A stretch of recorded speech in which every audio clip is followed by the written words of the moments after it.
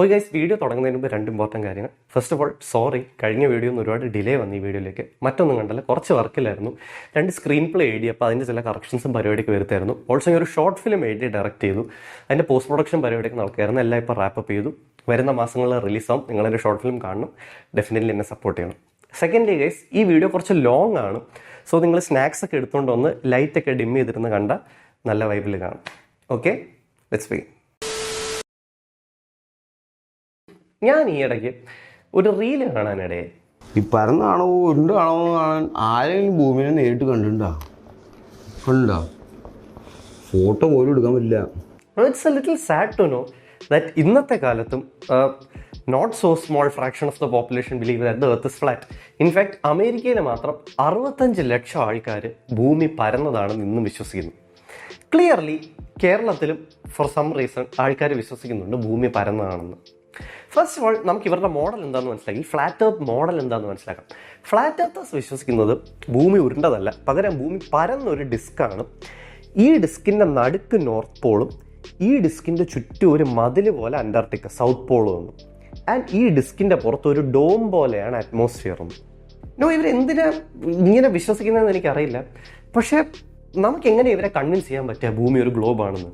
U will be surprise to know that നമ്മൾ ഒരുപാട് വാദങ്ങൾക്ക് ഇവർക്ക് കൗണ്ടർ ആർഗ്യുമെന്റ്സ് ഉണ്ട്. നമ്മൾ ഇവരുടെ അടുത്ത് പറയാണ് ഭൂമി ഉരുണ്ടതാണ്, ഭൂമി ഇങ്ങനെ റൊട്ടേറ്റ് ചെയ്യുന്നത് കൊണ്ടാണ് ഡേ ആൻഡ് നൈറ്റ് ഉണ്ടാകുന്ന പറഞ്ഞാൽ ഇവർ പറയാം അല്ല, ഭൂമി പരന്നതാണ്. സൺ ഇങ്ങനെ ഒരു സ്പോട്ട് ലൈറ്റ് അടിച്ച് കളിക്കുന്നത് കൊണ്ടാണ് ഡേ ആൻഡ് നൈറ്റ് ഉണ്ടാകുന്നതെന്ന്. നമ്മൾ ഇവരുടെ അടുത്ത് പറയാണ് ഭൂമി ഉരുണ്ടതാണ്, ഭൂമിക്ക് ഒരു ടിൽറ്റ് ഉണ്ട്, സണ്ണിന് ചുറ്റും പോകുന്നത് കൊണ്ടാണ് സമ്മർ വിന്റർ സീസൺസ് ഉണ്ടാകുന്നത്. ഇവർ പറയല്ല, ഭൂമി പരന്നൊരു ഡിസ്ക്കാണ്. സൺ ഭൂമിയുടെ അടുത്ത് വരും സമ്മറിൽ, എന്നിട്ട് സ്പോട്ട് ലൈറ്റ് അടിക്കും, അതാണ് സമ്മർ. സൺ ബാക്കിലോട്ട് പോകും, എന്നിട്ട് സ്പോട്ട് ലൈറ്റ് അടിക്കും, അതാണ് വിന്റർ എന്ന്. നമ്മൾ ഇവരുടെ അടുത്ത് പറയാണ് നാസ ഒരു 100,000 ഫോട്ടോ എടുത്തിട്ടുണ്ട്, അത് കണ്ടാൽ അറിയാൻ ഭൂമി ഉരുണ്ടതാണെന്ന്. അപ്പോൾ ഇവർ പറയാം അല്ല, നാസ നമ്മളെല്ലാം ഫോർ സം റീസൺ പറ്റിച്ചുകൊണ്ടിരിക്കുകയാണെന്ന്. ഇതൊക്കെ ഒരു സെൻസും ഉണ്ടാക്കാത്ത ആർഗ്യുമെന്റ്സ് ആണ്. പക്ഷേ ഇവർക്ക് തൽക്കാലം ബാധിച്ച് നിൽക്കാൻ ഇതൊക്കെ മതി. അങ്ങനെയാണെങ്കിൽ the next time a flat earther tries to convince you that the earth is flat, എങ്ങനെ നമ്മൾ അപ്പം തന്നെ വാദിച്ച് കാണിച്ചു കൊടുക്കും ഭൂമി ഉരുണ്ടതാണെന്ന്?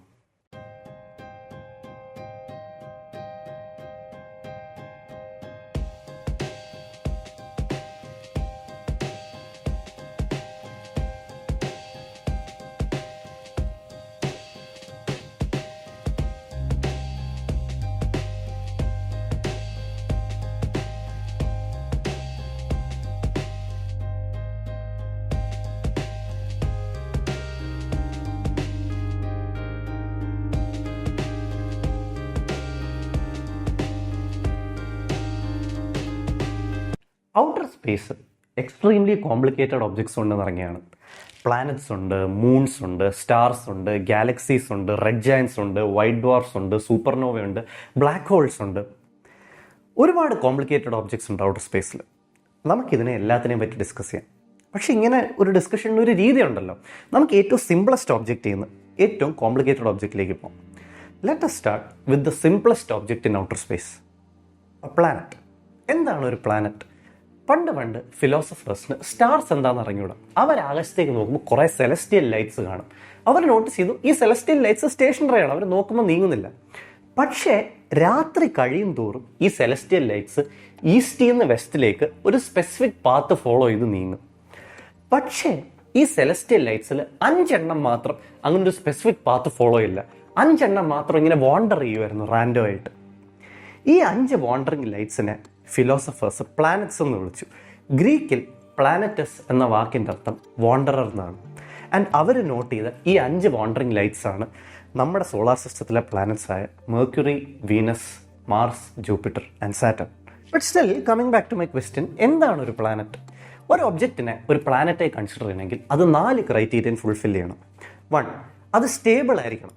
അതിന് സ്വന്തം ഗ്രാവിറ്റി കാരണം സ്റ്റേബിളായിട്ട് ഇങ്ങനെ നിൽക്കാൻ പറ്റണം, അല്ലാതെ പൊടിഞ്ഞ് ചിതറി പോരുത്. 2, അതിനുള്ളിൽ ന്യൂക്ലിയർ ഫ്യൂഷൻ സംഭവിക്കരുത്. അങ്ങനെ സംഭവിക്കുകയാണെങ്കിൽ അത് ആളെ കത്താൻ തുടങ്ങും, അതിനെ നമ്മളൊരു സ്റ്റാറായി കൺസിഡർ ചെയ്യും. 3, അതൊരു സ്റ്റാറിൻ്റെ ചുറ്റും ഓർബിറ്റിലായിരിക്കണം. ഇപ്പം നമ്മുടെ സോളാർ സിസ്റ്റത്തിലുള്ള പ്ലാനറ്റ് എർത്ത് ആണെങ്കിലും മാർസ് ആണെങ്കിലും ജൂപ്പിറ്റർ ആണെങ്കിലും സാറ്റർൺ ആണെങ്കിലും എല്ലാം സണ്ണിൻ്റെ ചുറ്റും ഓർബിറ്റിലാണ്. ഒരു ഒബ്ജക്റ്റിനെ ഒരു പ്ലാനറ്റായി കൺസിഡർ ചെയ്യണമെങ്കിൽ അതൊരു സ്റ്റാറിന് ചുറ്റും ഓർബിറ്റിലായിരിക്കണം. ആൻഡ് 4, അതിൻ്റെ നെയ്ബർഹുഡ് ക്ലിയർ ആയിരിക്കണം. അതുപോലത്തെ ഒരു 100 ഒബ്ജക്ട്സ് അതിൻ്റെ ചുറ്റും ഉണ്ടാവാൻ പാടില്ല. അങ്ങനെയാണെങ്കിൽ നമ്മൾ അതിനെ ഒരു പ്ലാനറ്റായി കണക്കാക്കില്ല. ഇതുകൊണ്ടാണ് പ്ലൂട്ടോനെ നമ്മളൊരു പ്ലാനറ്റായി കണക്കാക്കാത്തത്. പ്ലൂട്ടോൻ്റെ നെയ്ബർഹുഡിൽ പ്ലൂട്ടോനെ പോലെ മറ്റ് പല ഒബ്ജക്ട്സ് ഉണ്ട്. അതുകൊണ്ടാണ് നമ്മൾ പ്ലൂട്ടോനെ ഒരു പ്ലാനറ്റായി ഇപ്പോൾ കണക്കാക്കാത്തത്. ഓക്കെ, സോ നമ്മൾ പ്ലാനറ്റ്സ് എന്താണെന്ന് മനസ്സിലാക്കി. നമുക്ക് നമ്മുടെ സോളാർ സിസ്റ്റത്തിലെ പ്ലാനറ്റ്സിനെയും പരിചയപ്പെടാം. നമ്മുടെ സോളാർ സിസ്റ്റത്തിൽ നമ്മുടെ സണ്ണിന് ചുറ്റും ഓർബിറ്റ് ചെയ്യുന്ന 8 പ്ലാനറ്റ്സ് ഉണ്ട്. അതിൽ സണ്ണിൻ്റെ ഏറ്റവും അടുത്തുള്ള പ്ലാനറ്റിൽ നിന്ന് തന്നെ നമുക്ക് തുടങ്ങാം. മെർക്യൂറിയാണ് നമ്മുടെ സോളാർ സിസ്റ്റത്തിലെ ക്ലോസസ്റ്റ് പ്ലാനറ്റ്. മെർക്യൂറിക്ക് എർത്തിൻ്റെ 5% സൈസേ ഉള്ളൂ. പക്ഷേ ഈ ചെറിയ ശരീരത്തിൽ തന്നെ മെർക്യൂറിക്ക് ഒരു വലിയ കുഴിയുണ്ട്, ഒരു വലിയ ക്രേറ്ററുണ്ട്. ആ ക്രേറ്റർ സൗത്ത് ഇന്ത്യനേക്കാളും വലുതാണ്. ഓൾസോ മെർക്യൂറി സണ്ണിനോട് ഇത്രയും ക്ലോസ് ആയതുകൊണ്ട് തന്നെ സണ്ണിൽ നിന്ന് വരുന്ന ഹീറ്റും സോളാർ വിൻഡും എല്ലാം കാരണം മെർക്യൂറിയിലെ അറ്റ്മോസ്ഫിയർ കംപ്ലീറ്റ്ലി സ്ട്രിപ്ഡ് ഓഫ്. അതുകൊണ്ട് നമ്മൾ ഹൈപ്പോത്തറ്റിക്കലി മെർക്യൂറി ലാൻഡ് ചെയ്താൽ പോലും ഒരു കാറ്റടിക്കും, എന്തിന് ശ്വാസം എടുക്കാനുള്ള എയർ പോലും ഉണ്ടാവില്ല. മെർക്യൂറി കഴിഞ്ഞാൽ അടുത്ത വരുന്ന പ്ലാനറ്റ് വീനസ് ആണ്. വീനസും എർത്തും ഓൾമോസ്റ്റ് സിമിലർ സൈസാണ്, ഓൾമോസ്റ്റ് സിമിലർ ഗ്രാവിറ്റിയാണ്. അതുകൊണ്ട് തന്നെ വീനസിനെ പലരും എർത്തിൻ്റെ ട്വിൻ സിസ്റ്റർ എന്ന് വിളിക്കും. But that is far from the truth. വീനസിലെ കണ്ടീഷൻസിന് എർത്തിലെ കണ്ടീഷൻസുമായിട്ട് ഒരു സാമ്യമില്ല. വീനസ് ആണ് നമ്മുടെ സോളാർ സിസ്റ്റത്തിലെ ഹോട്ടസ്റ്റ് പ്ലാനറ്റ്. മെർക്യൂറിയാണ് സണ്ണിനോട് ക്ലോസസ്റ്റ്, പക്ഷേ സ്റ്റിൽ മെർക്യൂറിനെക്കാട്ടിലും ഹോട്ടാണ് വീനസിൽ. ഇതിൻ്റെ കാരണം എന്ന് പറഞ്ഞാൽ വീനസിലെ atmosphere mostly carbon dioxide കൊണ്ടാണ് ഉണ്ടാക്കിയിരിക്കുന്നത്. ഓവർ 90% കാർബൺ ഡൈ ഓക്സൈഡ് ആണ് വീനസിൻ്റെ atmosphere. And carbon dye oxide ഒരു ഗ്രീൻ ഹൗസ് ഗ്യാസ് ആണ്. ഗ്രീൻ ഹൗസ് ഗ്യാസസ് ഹീറ്റിനെ എസ്കേപ്പ് ചെയ്യാൻ സമ്മതിക്കില്ല. അതുകൊണ്ട് തന്നെ വീനസിൽ ഹീറ്റിന് എസ്കേപ്പ് ചെയ്യാൻ മാർഗ്ഗമില്ല. ഈ ഹീറ്റെല്ലാം അറ്റ്മോസ്ഫിയറിൽ ഇങ്ങനെ തങ്ങി നിൽക്കും. അതുകൊണ്ട് വീനസിലെ ടെമ്പറേച്ചർ എക്സ്ട്രീംലി ഹൈ ആണ്. The surface temperature is around 460 degree Celsius. പക്ഷേ കുഴപ്പമില്ല, ഇത്രയും ചൂടാണെങ്കിൽ വീനസിലിടയ്ക്ക് മഴ പെയ്യും. സൾഫ്യൂരിക് ആസിഡ് ഉണ്ട്. പക്ഷേ ഈ സൾഫ്യൂരിക് ആസിഡിൻ്റെ മഴ ഒരിക്കലും നമ്മുടെ തലയിൽ വീഴില്ല. നമ്മൾ ഹൈപ്പോത്തറ്റിക്കലി ഒരു സ്പേസ് സൂട്ട് ഇട്ട് വീനസിൽ പോയി നിൽക്കുകയാണെങ്കിൽ നമ്മൾ നോക്കുമ്പോൾ നമ്മുടെ നേരെ സൾഫ്യൂരിക് ആസിഡിൻ്റെ മഴ വരുന്നു. പക്ഷേ വീനസിൽ അത്രയും ചൂടായതുകൊണ്ട് തന്നെ ഈ സൾഫ്യൂരിക് ആസിഡ് നമ്മുടെ പുറത്ത് ലാൻഡ് ചെയ്യുന്നതിന് മുമ്പ് തന്നെ തിരിച്ച് ഇവാപ്പറേറ്റ് ചെയ്ത് അറ്റ്മോസ്ഫിയറിലോട്ട് പോകും. അതുകൊണ്ട് നമ്മൾ വീനസിൽ പോയി നോക്കുകയാണെങ്കിൽ നമുക്ക് കാണാൻ സാധിക്കും സൾഫ്യൂരിക് ആസിഡിൻ്റെ മഴ പെയ്യുന്നു, പക്ഷേ അത് തറയിൽ ലാൻഡ് ചെയ്യുന്നതിന് മുമ്പേ ഇവാപ്പറേറ്റ് ചെയ്ത് തിരിച്ച് മുകളിലോട്ട് പോകുന്നു. അത്രയ്ക്ക് ഹോട്ടാണ് വീനസിൻ്റെ സർഫസ്. വീനസ് കഴിഞ്ഞാൽ അടുത്ത വരുന്ന പ്ലാനറ്റ് നമ്മുടെ എർത്താണ്. പക്ഷേ നമ്മുടെ എർത്തിനെ പറ്റി നമുക്ക് ഇത്രയൊക്കെ അറിയാവുന്ന സ്ഥിതിക്ക് ഞാൻ കൂടുതൽ അതിനെപ്പറ്റി ഡിസ്കസ് ചെയ്യുന്നില്ല. നമുക്ക് അടുത്ത പ്ലാനറ്റിലേക്ക് പോകാം. The 4th planet from the sun, Mars. Mars ഒരു റെഡ് കളർ പ്ലാനറ്റ് ആണ്. ആൻഡ് ഈ റെഡ് കളർ എൻറ്റയർലി വരുന്നത് തുരുമ്പിൽ നിന്നാണ്. മാർസിൽ ഒരു ലെയർ ഓഫ് അയൺ ഓക്സൈഡ് ഉണ്ട്. ഈ അയൺ ഓക്സൈഡാണ് മാർസിന് റെഡ് കളർ തരുന്നത്. മാർസിൽ സൺസെറ്റ്സ് പിങ്ക് കളറാണ് ആൻഡ് സൺറൈസ് ബ്രൈറ്റ് ബ്ലൂ കളറാണ്. ഓൾസോ നമ്മുടെ സോളാർ സിസ്റ്റത്തിലെ തന്നെ ടോളസ്റ്റ് മൗണ്ടൻ മൗണ്ട് ഒളിമ്പസ് മാർസിലാണ്. മൗണ്ട് ഒളിമ്പസ് മൗണ്ട് എവറസ്റ്റിനേക്കാൾ 2.5 ടൈംസ് ടോളറാണ്. ഓൾസോ മാർസിന് അതിൻ്റെ സർഫസിൻ്റെ അടിയിൽ ഇഷ്ടം പോലെ ലിക്വിഡ് വാട്ടർ ഉണ്ട്. നൗ റീസെൻ്റ്ലി മാർസിനെ പറ്റി ഒരുപാട് ചർച്ചകൾ സയൻസ് കമ്മ്യൂണിറ്റിയിൽ നടക്കുന്നുണ്ട്. എന്താ സംഭവിച്ചതെന്ന് പറഞ്ഞാൽ നാസ അതിൻ്റെ റോവറായ പെർസെവറൻസിനെ മാർസിൽ ഡിപ്ലോയ് ചെയ്തിട്ടുണ്ട്. പെർസെവറൻസിന് മാർസിൽ നിന്നൊരു റോക്ക് കിട്ടി. ഈ റോക്കിൽ ലെപ്പേർഡ് സ്പോട്ട്സ് എന്ന് പറയുന്ന ചെറിയ ചെറിയ ചെറിയ ചെറിയ സ്പോട്ട്സ് കാണാം. ഈ സ്പോട്ട്സിൻ്റെ അടുത്ത് പല ഓർഗാനിക് മോളിക്യൂൾസും മിനറൽ ഡെപ്പോസിറ്റ്സും കാണാം. ഇപ്പം നമുക്ക് തോന്നും ഓക്കെ അതിലെന്താ ഇത്ര സ്പെഷ്യൽ, റോക്കുണ്ട്, റോക്കിൽ എന്തൊക്കെയോ കുറേ പുള്ളികളുണ്ട്, പുള്ളികളുടെ ചുറ്റും കുറച്ച് മിനറൽ ഡെപ്പോസിറ്റ്സും കുറച്ച് ഓർഗാനിക് മോളിക്യൂൾസും ഒക്കെ ഉണ്ട്. ദ തിങ് ഇസ് ഭൂമിയിലെ റോക്സിലും നമുക്ക് ഈ എക്സാക്ട് സെയിം പാറ്റേൺസ് കാണാൻ സാധിക്കും. റോക്സിൽ ഇതുപോലെ ലെപ്പേർഡ് സ്പോട്ട്സും അതിൻ്റെ അടുത്ത് മിനറൽ ഡെപ്പോസിറ്റ്സും ഓർഗാനിക് മോളിക്യൂൾസും. ആൻഡ് ഭൂമിയിൽ ഇത് സംഭവിക്കുന്നത് ബാക്ടീരിയൽ അല്ലെങ്കിൽ മൈക്രോബിയൽ ആക്ടിവിറ്റിയുടെ ബാക്കി പത്രമായിട്ടാണ്. മൈക്രോബ്സ് എക്സ്ക്രീറ്റ് ചെയ്യുന്നതും മൈക്രോബിയൽ ആക്ടിവിറ്റിയിൽ നിന്നുമാണ് ഈ ലെപ്പേർഡ് സ്പോട്ട്സും മിനറൽ ഡെപ്പോസിറ്റ്സും ഓർഗാനിക് മോളിക്യൂൾസും എല്ലാം നമുക്ക് കാണാൻ സാധിക്കുന്നത്. അതുകൊണ്ട് തന്നെ സയൻറ്റിസ്റ്റ് ഇപ്പോൾ സംശയിക്കുന്നു മാർസിൽ കോടിക്കണക്കിന് വർഷങ്ങൾക്ക് മുമ്പ് ലൈഫ് ഉണ്ടായിരുന്നു, or at least microbial some sort of microbial life ഉണ്ടായിരുന്നു എന്ന്. ആ മൈക്രോബിയൽ ലൈഫിൻ്റെ ആക്ടിവിറ്റി കാരണമാണ് ആ റോക്കിൽ നമുക്ക് ഈ ലെപ്പേർഡ് സ്പോട്ട്സ് കാണാൻ സാധിക്കുന്നതെന്ന്. നൗ ഇതൊരിക്കലും നാസ കൺഫേം ചെയ്ത് 100% പ്രൂവൺ ആയിട്ട് പറഞ്ഞിട്ടില്ല. മറ്റ് പല ലൈക്ലി എക്സ്പ്ലനേഷൻസും അവർ ഇൻവൈറ്റ് ചെയ്യുന്നുണ്ട്, പക്ഷേ ഒന്നും അവർക്ക് സാറ്റിസ്ഫാക്ടറി ആയിട്ട് തോന്നിയിട്ടില്ല. As of now the likeliest explanation is that മാർസിൽ കോടിക്കണക്കിന് വർഷങ്ങൾക്ക് മുമ്പ് some form of unicellular microbial life ഉണ്ടായിരുന്നു എന്നുള്ളത്. പക്ഷേ അത് തെളിയിക്കപ്പെട്ടിട്ടില്ല. തെളിയിക്കപ്പെട്ടാൽ അത് വലിയ ന്യൂസാവും. Because then it will prove that ഭൂമിയിലെ ലൈഫ് സ്പെഷ്യൽ അല്ല, ലൈഫേ സ്പെഷ്യൽ അല്ല. യൂണിവേഴ്സിൽ എവിടെയൊക്കെ ലൈഫിന് ഉണ്ടാവാൻ പറ്റുമോ അവിടെ എല്ലാം ലൈഫ് ഉണ്ടാവും. പക്ഷേ ഞാൻ ടെല്ലിങ് വൺസ് അഗൈൻ നാസ ഇത് 100% പ്രൂവ് ചെയ്തിട്ടില്ല. പ്രൂവ് ചെയ്താൽ it will be A huge deal. Okay, ഇനി അടുത്ത പ്ലാനറ്റിലേക്ക് വരുന്നതിന് മുമ്പ് നിങ്ങൾ നിസ്സാരം അക്കാഡമി ചെക്കൗട്ട് ചെയ്യില്ലെങ്കിൽ ചെക്കൗട്ട് ചെയ്യുക. നിസ്സാരം അക്കാഡമിയിൽ ആസ് ഓഫ് നൗ 10 വീഡിയോസ് ഉണ്ട്. 5 മെൻ്റൽ ഹെൽത്തിനെ പറ്റിയാണ്, 5 സ്റ്റോക്ക് മാർക്കറ്റിനെ പറ്റിയും ഫിനാൻഷ്യൽ സിസ്റ്റത്തിനെ പറ്റിയാണ്. നിങ്ങൾ ഡെഫിനറ്റ്ലി ചെക്കൗട്ട് ചെയ്യുക, നിങ്ങൾക്ക് ഇഷ്ടപ്പെടും. നിസ്സാരം അക്കാഡമിയിൽ ഞാൻ കുറച്ചുകൂടെ വീഡിയോസ് അപ്ലോഡ് ചെയ്തിരിക്കുകയായിരുന്നു, പക്ഷേ ഞാൻ പറഞ്ഞില്ലേ കുറച്ച് തിരക്കായി പോയി. ഷോർട്ട് ഫിലിം എടുക്കലും പരിപാടിയൊക്കെ ആയിരുന്നു. By the way short film അടുത്ത കുറച്ച് മാസങ്ങളിൽ റിലീസാവും, അപ്പോൾ നിങ്ങൾ ഡെഫിനറ്റ്ലി കാണണം, സപ്പോർട്ട് ചെയ്യണം. ഓൾസോ നിസാരത്തിൻ്റെ എല്ലാ വീഡിയോൻ്റെയും റെഫറൻസ് നിസാരത്തിൻ്റെ ഏത് വീഡിയോൻ്റെയും ഡിസ്ക്രിപ്ഷൻ ബോക്സിൽ പോയാൽ കാണാൻ സാധിക്കും. നിസാരത്തിൽ മെൻഷൻ ചെയ്യുന്ന ബുക്സൊക്കെ ക്ലിയർ ആയിട്ട് മനസ്സിലാക്കണേ. നമ്മൾ ഇംഗ്ലീഷിൽ ഫ്ലുവൻ്റ് ആയിരിക്കുന്നത് വളരെ ഇമ്പോർട്ടൻ്റ് ആണ്. അപ്പോൾ നിങ്ങൾ ഇംഗ്ലീഷിൽ ഫ്ലുവൻ്റ് അല്ലെങ്കിൽ അതിലൊരു മോശവും വിചാരിക്കേണ്ട ആവശ്യമില്ല. ഇന്നത്തെ കാലത്ത് പ്രത്യേകിച്ച് ഇംഗ്ലീഷ് നമുക്ക് വളരെ ഈസി ആയിട്ട് പഠിക്കാം.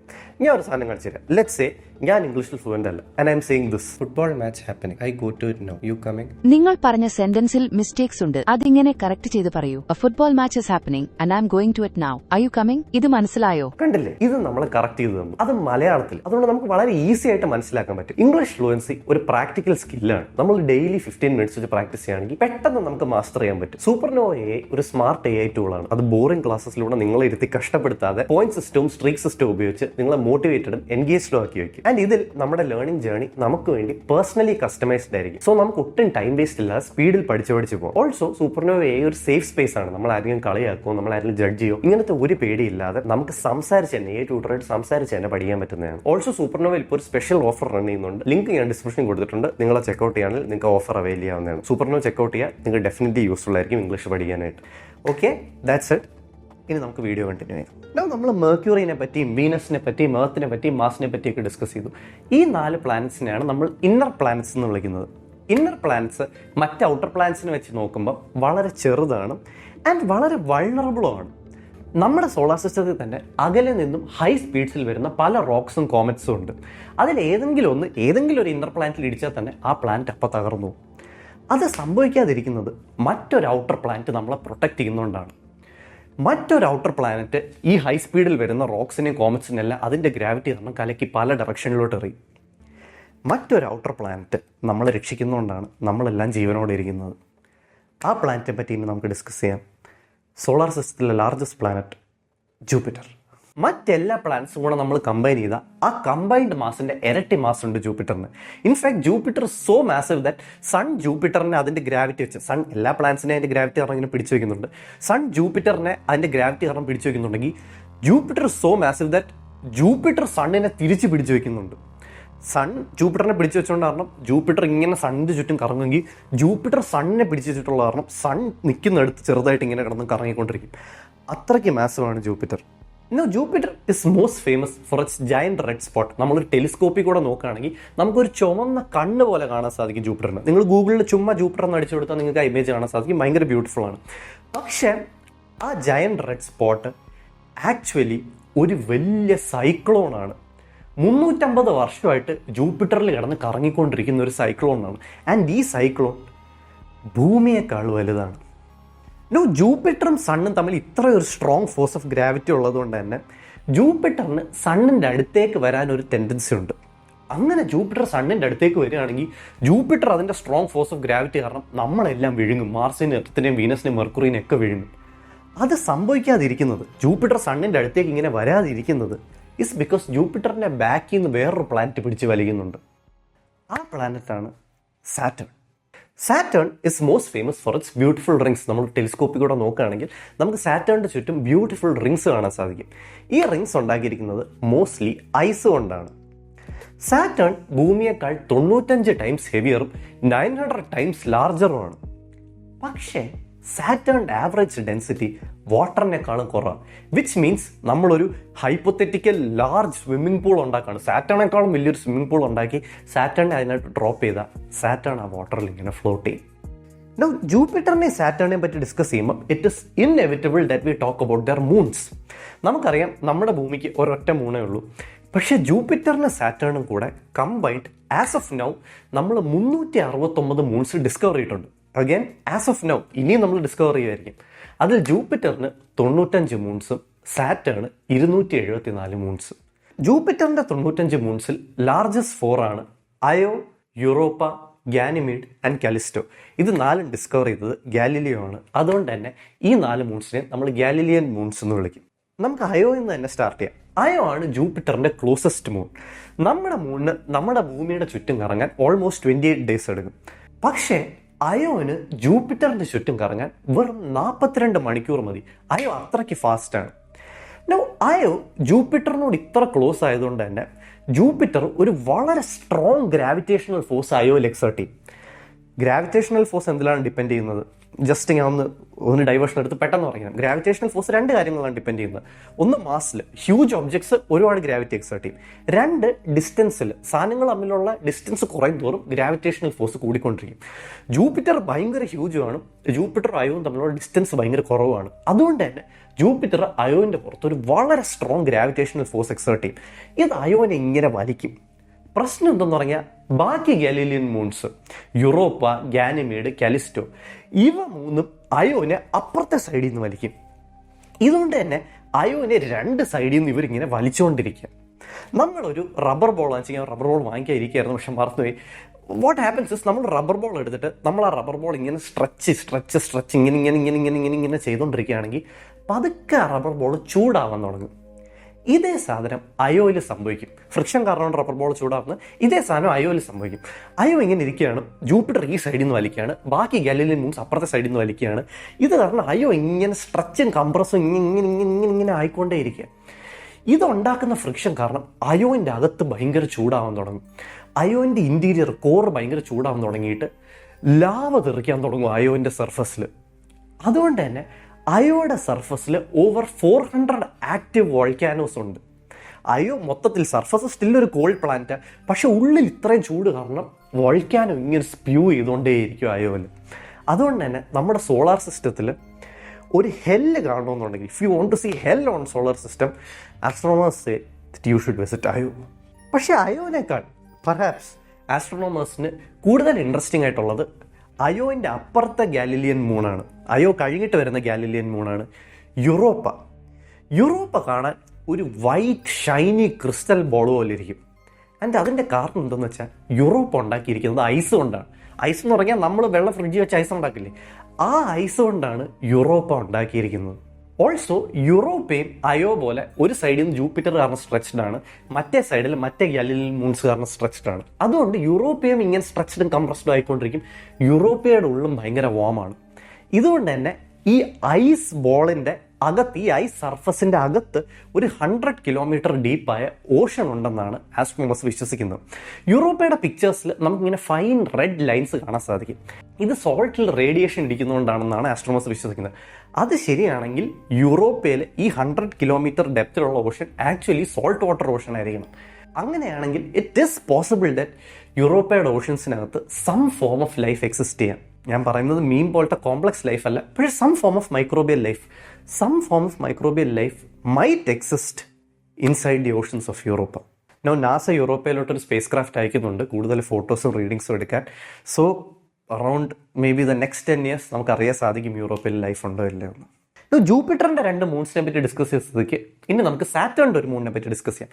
Saturn as A set as of now നമ്മൾ 274 മൂൺസ് ഡിസ്കവർ ചെയ്തിട്ടുണ്ട്. പക്ഷേ ആസ്ട്രോണോമേഴ്സിന് അതിൽ ഏറ്റവും ഇൻട്രസ്റ്റിംഗ് ആയിട്ടുള്ളത് സാറ്റേണിന്റെ 14th ക്ലോസസ്റ്റ് മൂണാണ് എൻസെലഡസ്. എൻസെലഡസും യൂറോപ്പ പോലെ ഒരു ഐസ് ബോളാണ്. ആൻഡ് എൻസെലഡസും അയോ യൂറോപ്പയും പോലെ സാറ്റേണിന്റെ ഗ്രാവിറ്റിയും മറ്റ് മൂൺസിന്റെ ഗ്രാവിറ്റിയും കാരണം ഇങ്ങനെ സ്ട്രെച്ച്ഡും കംപ്രസ്ഡും ആയിക്കൊണ്ടേയിരിക്കുകയാണ്. അതുകൊണ്ട് എൻസെലഡസിനകത്തും ഒരു ഓഷൻ ഉണ്ടെന്നാണ് ആസ്ട്രോണമേഴ്സ് വിശ്വസിക്കുന്നത്. And maybe it might host life, some day will find out. Okay, so നമ്മൾ ചില മൂൺസിനെ പറ്റി ഡിസ്കസ് ചെയ്തു, അയോ, യൂറോപ്പ, എൻസെലഡസ്. ഇനി നമുക്ക് തിരിച്ച് പ്ലാനറ്റ്സിലേക്ക് വരാം. നമ്മൾ പ്ലാനറ്റ്സിനെ പറ്റിയുള്ള ഡിസ്കഷനിലാണല്ലോ, നമ്മളൊന്ന് ഡൈഗ്രസ് ചെയ്ത് ജൂപ്പിറ്ററിൻ്റെ സാറ്റേണിൻ്റെയും ചില മൂൺസിനെ പറ്റി ഡിസ്കസ് ചെയ്തതാണ്. ഇനി നമുക്ക് തിരിച്ച് പ്ലാനറ്റ്സിലേക്ക് വരാം. നമ്മൾ Mercury, Venus, Earth, Mars, Jupiter, സാറ്റേണിനെ പറ്റി ഡിസ്കസ് ചെയ്തു. 2 പ്ലാനറ്റ്സും കൂടിയുണ്ട് നമ്മുടെ സോളാർ സിസ്റ്റത്തിൽ, യുറാനസും നെപ്റ്റ്യൂണും. യുറാനസ് ഒരു ജയന്റ് ബോൾ ഓഫ് ഐസ് ആണ്. പക്ഷേ ഈ ഐസ് എന്ന് പറയുന്നത് ഫുള്ളി വാട്ടർ ഐസ് അല്ല, വാട്ടറും അമോണിയം, മീഥൈനും ഒക്കെ ചേരുന്ന ഒരു ഐസാണ്. യുറാനസിൻ്റെ അറ്റ്മോസ്ഫിയർ മോസ്റ്റ്ലി ഹൈഡ്രജൻ, ഹീലിയം കൊണ്ട് ഉണ്ടാക്കിയതാണ്. അതുകൊണ്ട് തന്നെ യുറാനസിൻ്റെ ഒരു നീല കളറാണ്. ഓൾസോ യുറാനസിന് ഒരു 90 ഡിഗ്രി ടിൽറ്റ് ഉണ്ട്. ബാക്കി പ്ലാനറ്റ്സ് എല്ലാം ഇങ്ങനെയാണ് റൊട്ടേറ്റ് ചെയ്യുന്നതെങ്കിൽ യുറാനസ് ഇങ്ങനെയാണ് റൊട്ടേറ്റ് ചെയ്യുന്നത്. അതിന് പല തിയറീസ് ഉണ്ട്. Most likely explanation is that Uranus പണ്ട് മര്യാദയ്ക്ക് റൊട്ടേറ്റ് ചെയ്തുകൊണ്ടിരുന്ന എവിടുന്ന് ഒരു കൊട്ടി കിട്ടി വേറെ ഏതോ ഒരു ഒബ്ജക്റ്റിൻ്റെ, അപ്പോൾ യുറാനസ് ഇങ്ങനെ ടിൽറ്റായി പോയതാണ്. ഇപ്പോൾ ഇങ്ങനെയാണ് റൊട്ടേറ്റ് ചെയ്യുന്നത്. യുറാനസ് കഴിഞ്ഞ അടുത്ത പ്ലാനറ്റ് നെപ്റ്റ്യൂൺ ആണ് നമ്മുടെ സോളാർ സിസ്റ്റത്തിലെ ഫാർദസ്റ്റ് പ്ലാനറ്റ്. നെപ്റ്റ്യൂൺ നമ്മുടെ ഭൂമിയേക്കാൾ ഒരുപാട് വലുതാണ്. പക്ഷേ നെപ്റ്റ്യൂണിൻ്റെ മാസും നെപ്റ്റ്യൂണിലെ സർഫസിൽ നിന്ന് കോറിലോട്ടുള്ള ഡിസ്റ്റൻസ് എല്ലാം കൂടെ ഫാക്ടർ ചെയ്യുമ്പോൾ നെപ്റ്റ്യൂണിലെ ഗ്രാവിറ്റി ഭൂമിയോട് ഓൾമോസ്റ്റ് സെയിം ആണ്. അതുകൊണ്ട് നെപ്റ്റ്യൂണിൽ ആക്ച്വലി നടക്കാൻ ഭയങ്കര കംഫർട്ടബിൾ ആയിരിക്കും. ഓൾസോ നെപ്റ്റ്യൂണിൽ മഴ പെയ്യും, ഡയമണ്ട്സിൻ്റെ. സോ നമ്മൾ നെപ്റ്റ്യൂണിൽ പോവുകയാണെങ്കിൽ നമുക്കൊരു ചാക്ക് എടുത്തുകൊണ്ട് പോകാം. നെപ്റ്റ്യൂണിൽ ലിറ്ററലി ഡയമണ്ട് മഴ പെയ്യും. ആ ചാക്കിട്ട് നമുക്ക് ഡയമണ്ട്സ് കളക്ട് ചെയ്യാം. പക്ഷേ ഒരു ചെറിയ പ്രശ്നമുണ്ട്. നെപ്റ്റ്യൂണിൽ കാറ്റടിക്കും 2000 km/h. അപ്പം നമുക്ക് ഇങ്ങനെ പറന്ന് ഡയമണ്ട് കളക്ട് ചെയ്ത് പോകാം. ഓക്കെ, സോ നമ്മൾ സോളാർ സിസ്റ്റത്തിലെ പ്ലാനറ്റ്സിനെ പറ്റി എല്ലാം ഡിസ്കവർ ചെയ്തു. ഇപ്പം നിങ്ങൾക്ക് മേ ബി ചെറിയൊരു സംശയം തോന്നാം, ഓക്കെ ഇയാൾ ഇത്രയൊക്കെ പറയുന്നു, പക്ഷേ ഇതൊക്കെ സത്യമാണെന്ന് ഇവൻ എങ്ങനെ അറിയാം? Well, it's not that hard. നമ്മുടെ സോളാർ സിസ്റ്റത്തിലെ ഫസ്റ്റ് ഓഫ് ഓൾ എല്ലാ പ്ലാനറ്റ്സിനെയും നമുക്കൊരു ടെലിസ്കോപ്പിൽ കൂടെ ഒബ്സർവ് ചെയ്യാൻ സാധിക്കും. ആൻഡ് ഒരുപാട് പ്ലാനറ്റ്സിൽ നമ്മൾ പ്രോബ്സ് ലാൻഡ് ചെയ്തിട്ടുണ്ട്. ആസ് ഓഫ് ടുഡേ നമ്മൾ വീനസിന്റെ സർഫസിൽ 15 തവണ പ്രോബ്സ് ലാൻഡ് ചെയ്തിട്ടുണ്ട്. മാർസിന്റെ സർഫസിൽ 16 തവണ പ്രോബ്സ് ലാൻഡ് ചെയ്തിട്ടുണ്ട്. ജൂപ്പിറ്ററിന്റെ അറ്റ്മോസ്ഫിയറിലേക്ക് 2 അയച്ചിട്ടുണ്ട്. സാറ്റേണിന്റെ അറ്റ്മോസ്ഫിയറിലേക്ക് 1 അയച്ചിട്ടുണ്ട്. സാറ്റേണിന്റെ മൂണായ ടൈറ്റനിലേക്ക് 1 ലാൻഡ് ചെയ്തിട്ടുണ്ട്.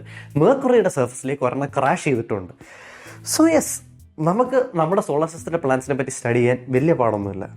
പക്ഷേ പ്ലാനറ്റ്സ് നമ്മുടെ സോളാർ സിസ്റ്റത്തിനകത്ത് മാത്രമല്ലല്ലോ, പ്ലാനറ്റ്സ് നമ്മുടെ സോളാർ സിസ്റ്റത്തിന് പുറത്തുമുണ്ട്. ആ പ്ലാനറ്റ്സ് അവയുടെ റെസ്പെക്റ്റീവ് സ്റ്റാർസിനെ ഓർബിറ്റ് ചെയ്യും. അങ്ങനത്തെ പ്ലാനറ്റ്സിനെ നമ്മൾ എക്സോ പ്ലാനറ്റ്സ് എന്ന് വിളിക്കും. എക്സോ പ്ലാനറ്റ്സിനെ സ്റ്റഡി ചെയ്യാൻ കുറച്ചുകൂടെ ബുദ്ധിമുട്ടാണ്. ഫസ്റ്റ് ഓഫ് ഓൾ, എക്സോ പ്ലാനറ്റ്സിനെ നമുക്കൊരു ടെലിസ്കോപ്പ് വെച്ച് കാണാൻ സാധിക്കില്ല. കാരണം അവ ഓർബിറ്റ് ചെയ്യുന്ന സ്റ്റാർസ് അത്രയ്ക്ക് ബ്രൈറ്റ് ആണ്. ലെറ്റ്സ് സേ ഒരു വലിയൊരു തീപ്പന്തം ആളി കത്തുകയാണ്. ആ തീപ്പന്തത്തിൻ്റെ മുന്നിൽ കൂടെ ഒരു മിന്നാമിനിങ് പോയി. നമുക്ക് ആ മിന്നാമിനിങ്ങിനെ സ്പോട്ട് ചെയ്യാൻ പറ്റുമോ? ഇല്ല. കാരണം ആ ആളി കത്തുന്ന തീ മിന്നാമിനിങ്ങിനെ വെച്ച് നോക്കുമ്പോൾ മച്ച് ബ്രൈറ്ററാണ്. ഇതുകൊണ്ട് തന്നെ നമുക്കൊരു ടെലിസ്കോപ്പ് ഉപയോഗിച്ച് എക്സോ പ്ലാനറ്റ്സിനെ കാണാൻ സാധിക്കില്ല. അങ്ങനെയാണെങ്കിൽ ആസ്ട്രോണമേഴ്സ് എങ്ങനെയാണ് മനസ്സിലാക്കുന്നത് ഓക്കെ എക്സോ പ്ലാനറ്റ്സ് അവിടെ ഉണ്ടെന്ന്? ഒരു എക്സോ പ്ലാനറ്റ് ഒരു സ്റ്റാറിൻ്റെ മുമ്പിൽ കൂടെ പാസ് ചെയ്യുമ്പോൾ ആ സ്റ്റാറിൽ നിന്ന് വരുന്ന ലൈറ്റ് ചെറുതായിട്ട് അത് ബ്ലോക്ക് ചെയ്യും. അപ്പോൾ സ്റ്റാറിൽ നിന്ന് വരുന്ന ലൈറ്റ് ചെറുതായിട്ട് ഡിം ആവും.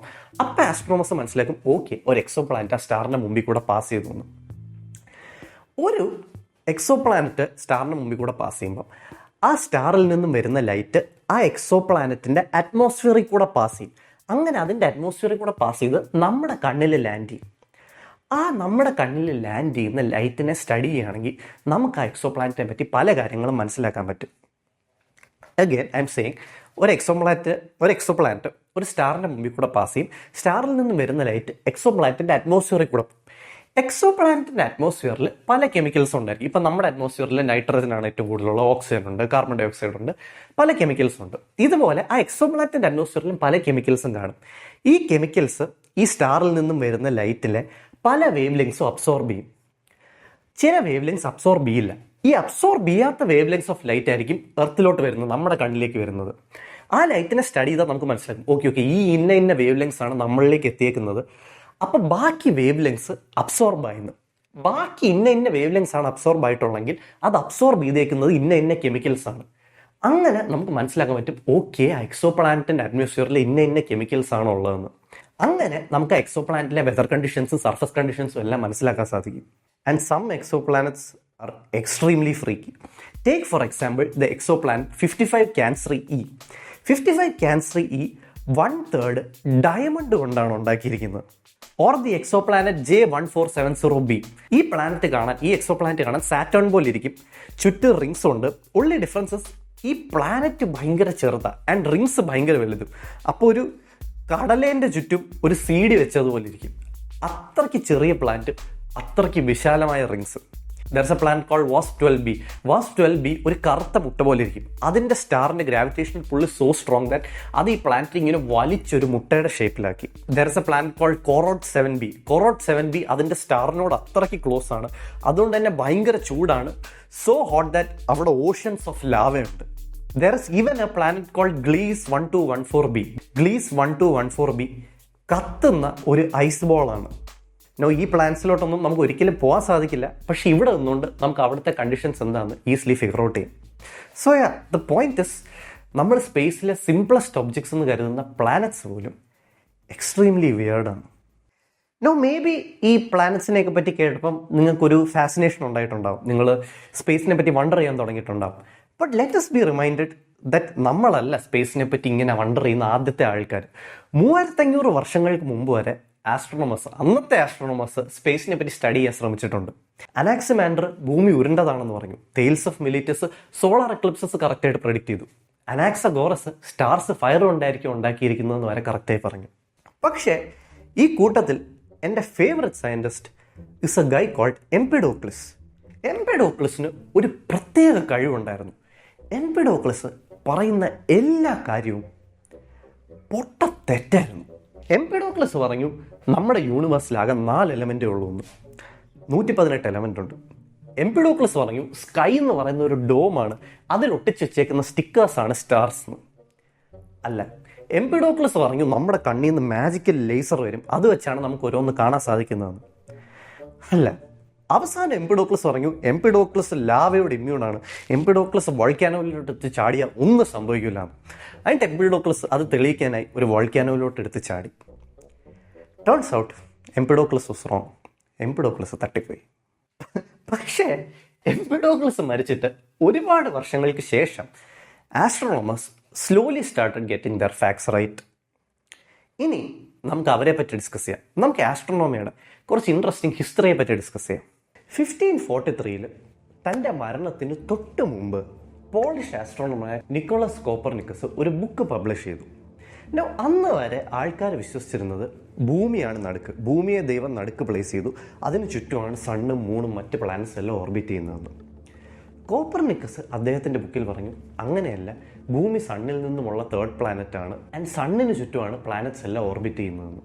Now it isn't exactly clear as to why Copernicus waited till his imminent death to publish the book, but the most likely explanation is that Copernicus പറഞ്ഞത് ബൈബിളിൽ പറയുന്നതിൻ്റെ എതിരായിരുന്നു. ജോഷുവ 10:13 എക്ലസിയാസ്റ്റസ് 1:5 അനുസരിച്ച് ഭൂമി സ്റ്റേഷനറിയും സൺ മോഷനിലുമാണ് ഭൂമിക്ക് ചുറ്റും. ഇന്നത്തെ കാലത്ത് വെറും ഒരു യൂട്യൂബ് വീഡിയോ ഇടുന്ന എനിക്ക് ഇത്ര തെറികൾ കിട്ടുന്നു. സോ അന്നത്തെ കാലത്ത് ഇത് പറയുന്ന കോപ്പർനിക്കസിൻ്റെ കാര്യം ആലോചിച്ച് പോകണം. പള്ളിയെ പേടിച്ചായിരിക്കണം കോപ്പർനിക്കസ് തൻ്റെ ഇമ്മിനന്റ് ഡെത്ത് വരെ വെയിറ്റ് ചെയ്തത് ഈ ബുക്ക് പബ്ലിഷ് ചെയ്യാൻ. പക്ഷേ കോൺട്രറി ടു പോപ്പുലർ ബിലീഫ്, പള്ളിക്ക് ഇതൊരു പ്രശ്നമായിരുന്നില്ല. കാരണം പള്ളി കോപ്പർനിക്കസിനെ സീരിയസ് ആയിട്ട് എടുത്തില്ല. ശുദ്ധ മണ്ടത്തരം എന്ന് പറഞ്ഞിട്ട് പള്ളി കോപ്പർനിക്കസ് പറഞ്ഞു കഴിഞ്ഞാൽ പുച്ഛിച്ച് തള്ളി. സൂൺ ഇനഫ് ആസ്ട്രോണമേഴ്സ് എല്ലാം മനസ്സിലാക്കാൻ തുടങ്ങി കോപ്പർനിക്കസ് പറയുന്നതിൽ എന്തോ സത്യം ഉണ്ടെന്ന്. കാരണം കോപ്പർനിക്കസിൻ്റെ മോഡൽ യൂസ് ചെയ്യുകയാണെങ്കിൽ, ഹീലിയോസെൻട്രിക് മോഡൽ യൂസ് ചെയ്യുകയാണെങ്കിൽ സ്പേസ് ബേസ് മാത്തമാറ്റിക്കൽ കാൽക്കുലേഷൻസ് എല്ലാം ഇൻസെയിൻലി ഈസിയർ ആവുമായിരുന്നു. പക്ഷേ കോപ്പർനിക്കസിനെ പോലെ അവരും അന്നത്തെ ചേർച്ചിനെ പേടിച്ച് ഒന്നും പുറത്തു പറഞ്ഞില്ല. കോപ്പർനിക്കസിൻ്റെ മോഡലിൽ മാത്തമാറ്റിക്കലി ഏറ്റവും കൂടുതൽ വർക്ക് ചെയ്തൊരു ആസ്ട്രോണമറാണ് ടീക്കോ ബ്രാഹി. ആൻഡ് ടീക്കോ ബ്രാഹിയാണ് ഇന്നേ വരെ ലോകം കണ്ടിട്ടുള്ളതിൽ ഏറ്റവും വിയേർഡ് ആസ്ട്രോണമർ. ടീക്കോ ബ്രാഹി ഡെൻമാർക്കിലെ ഒരു റിച്ച് ഫാമിലിയിൽ ജനിച്ച് പൊളിറ്റീഷ്യൻ ആവാൻ ആഗ്രഹിച്ച ഒരാളായിരുന്നു. പക്ഷേ ടീനേജിൽ വെച്ച് ടീക്കോ ബ്രാഹിക്ക് എപ്പോഴും സയൻസിനോട് ഒരു ഫാസിനേഷൻ തോന്നി. ടീക്കോ ബ്രാഹി ഒരു സയൻറ്റിസ്റ്റ് ആവാൻ തീരുമാനിച്ചു. Tycho Brahe was so passionate about science that ഒരിക്കൽ ടീക്കോ ബ്രാഹി ബാറിൽ വെച്ച് അടിയുണ്ടാക്കി ഒരുത്തനുമായിട്ട്. എന്തിന്? ആർക്കാണ് കൂടുതൽ ഓൾജിബ്ര അറിയാവുന്നതെന്ന് പറഞ്ഞു. ടീക്കോ ബ്രാഹിയും അയാളും കൂടെ വാൾപ്പയറ്റിലൂടെ ഇതിനൊരു തീരുമാനം ഉണ്ടാക്കാമെന്ന് വിചാരിച്ച് രണ്ടുപേരും പുറത്തുപോയി വാൾപ്പയറ്റ് ചെയ്തു. അതിൽ ടീക്കോ ബ്രാഹി തോറ്റു. അതിൻ്റെ ടീക്കോ ബ്രാഹിക്ക് അദ്ദേഹത്തിൻ്റെ മൂക്ക് നഷ്ടപ്പെട്ടു. പിന്നീടുള്ള ജീവിതകാലം മുഴുവൻ ടീക്കോ ബ്രാഹി ഒരു ബ്രോൺസ് പ്രോസ്തറ്റിക് നോസ് ഫിറ്റ് ചെയ്തുകൊണ്ടാണ് നടന്നത്. ടീക്കോ ബ്രാഹിയുടെ ഭാഗ്യം ഹൗവർ കുറച്ച് നാൾ കഴിഞ്ഞപ്പോൾ തെളിഞ്ഞു. ഒരു ദിവസം ടീക്കോ ബ്രാഹി കാട്ടിക്കൂടെ നടക്കുമ്പോൾ അന്നത്തെ രാജാവ് ഒരു കുളത്തിൽ മുങ്ങിക്കൊണ്ടിരിക്കുന്നത് കണ്ടു. ടീക്കോ ബ്രാഹി രാജാവിനെ രക്ഷിച്ചു. സന്തോഷവാനായ രാജാവ് ടീക്കോ ബ്രാഹിക്ക് ഒരു കൊട്ടാരം പണിതു കൊടുത്തു. കൊട്ടാരത്തിൻ്റെ മുകളിൽ ഒരു ആസ്ട്രോണമിക്കൽ ഒബ്സർവേറ്ററി പണിതു കൊടുത്തു, ഒരു കെമിസ്ട്രി ലാബ് പണിതു കൊടുത്തു, ഒരു ലൈബ്രറിയും പണിതു കൊടുത്തു.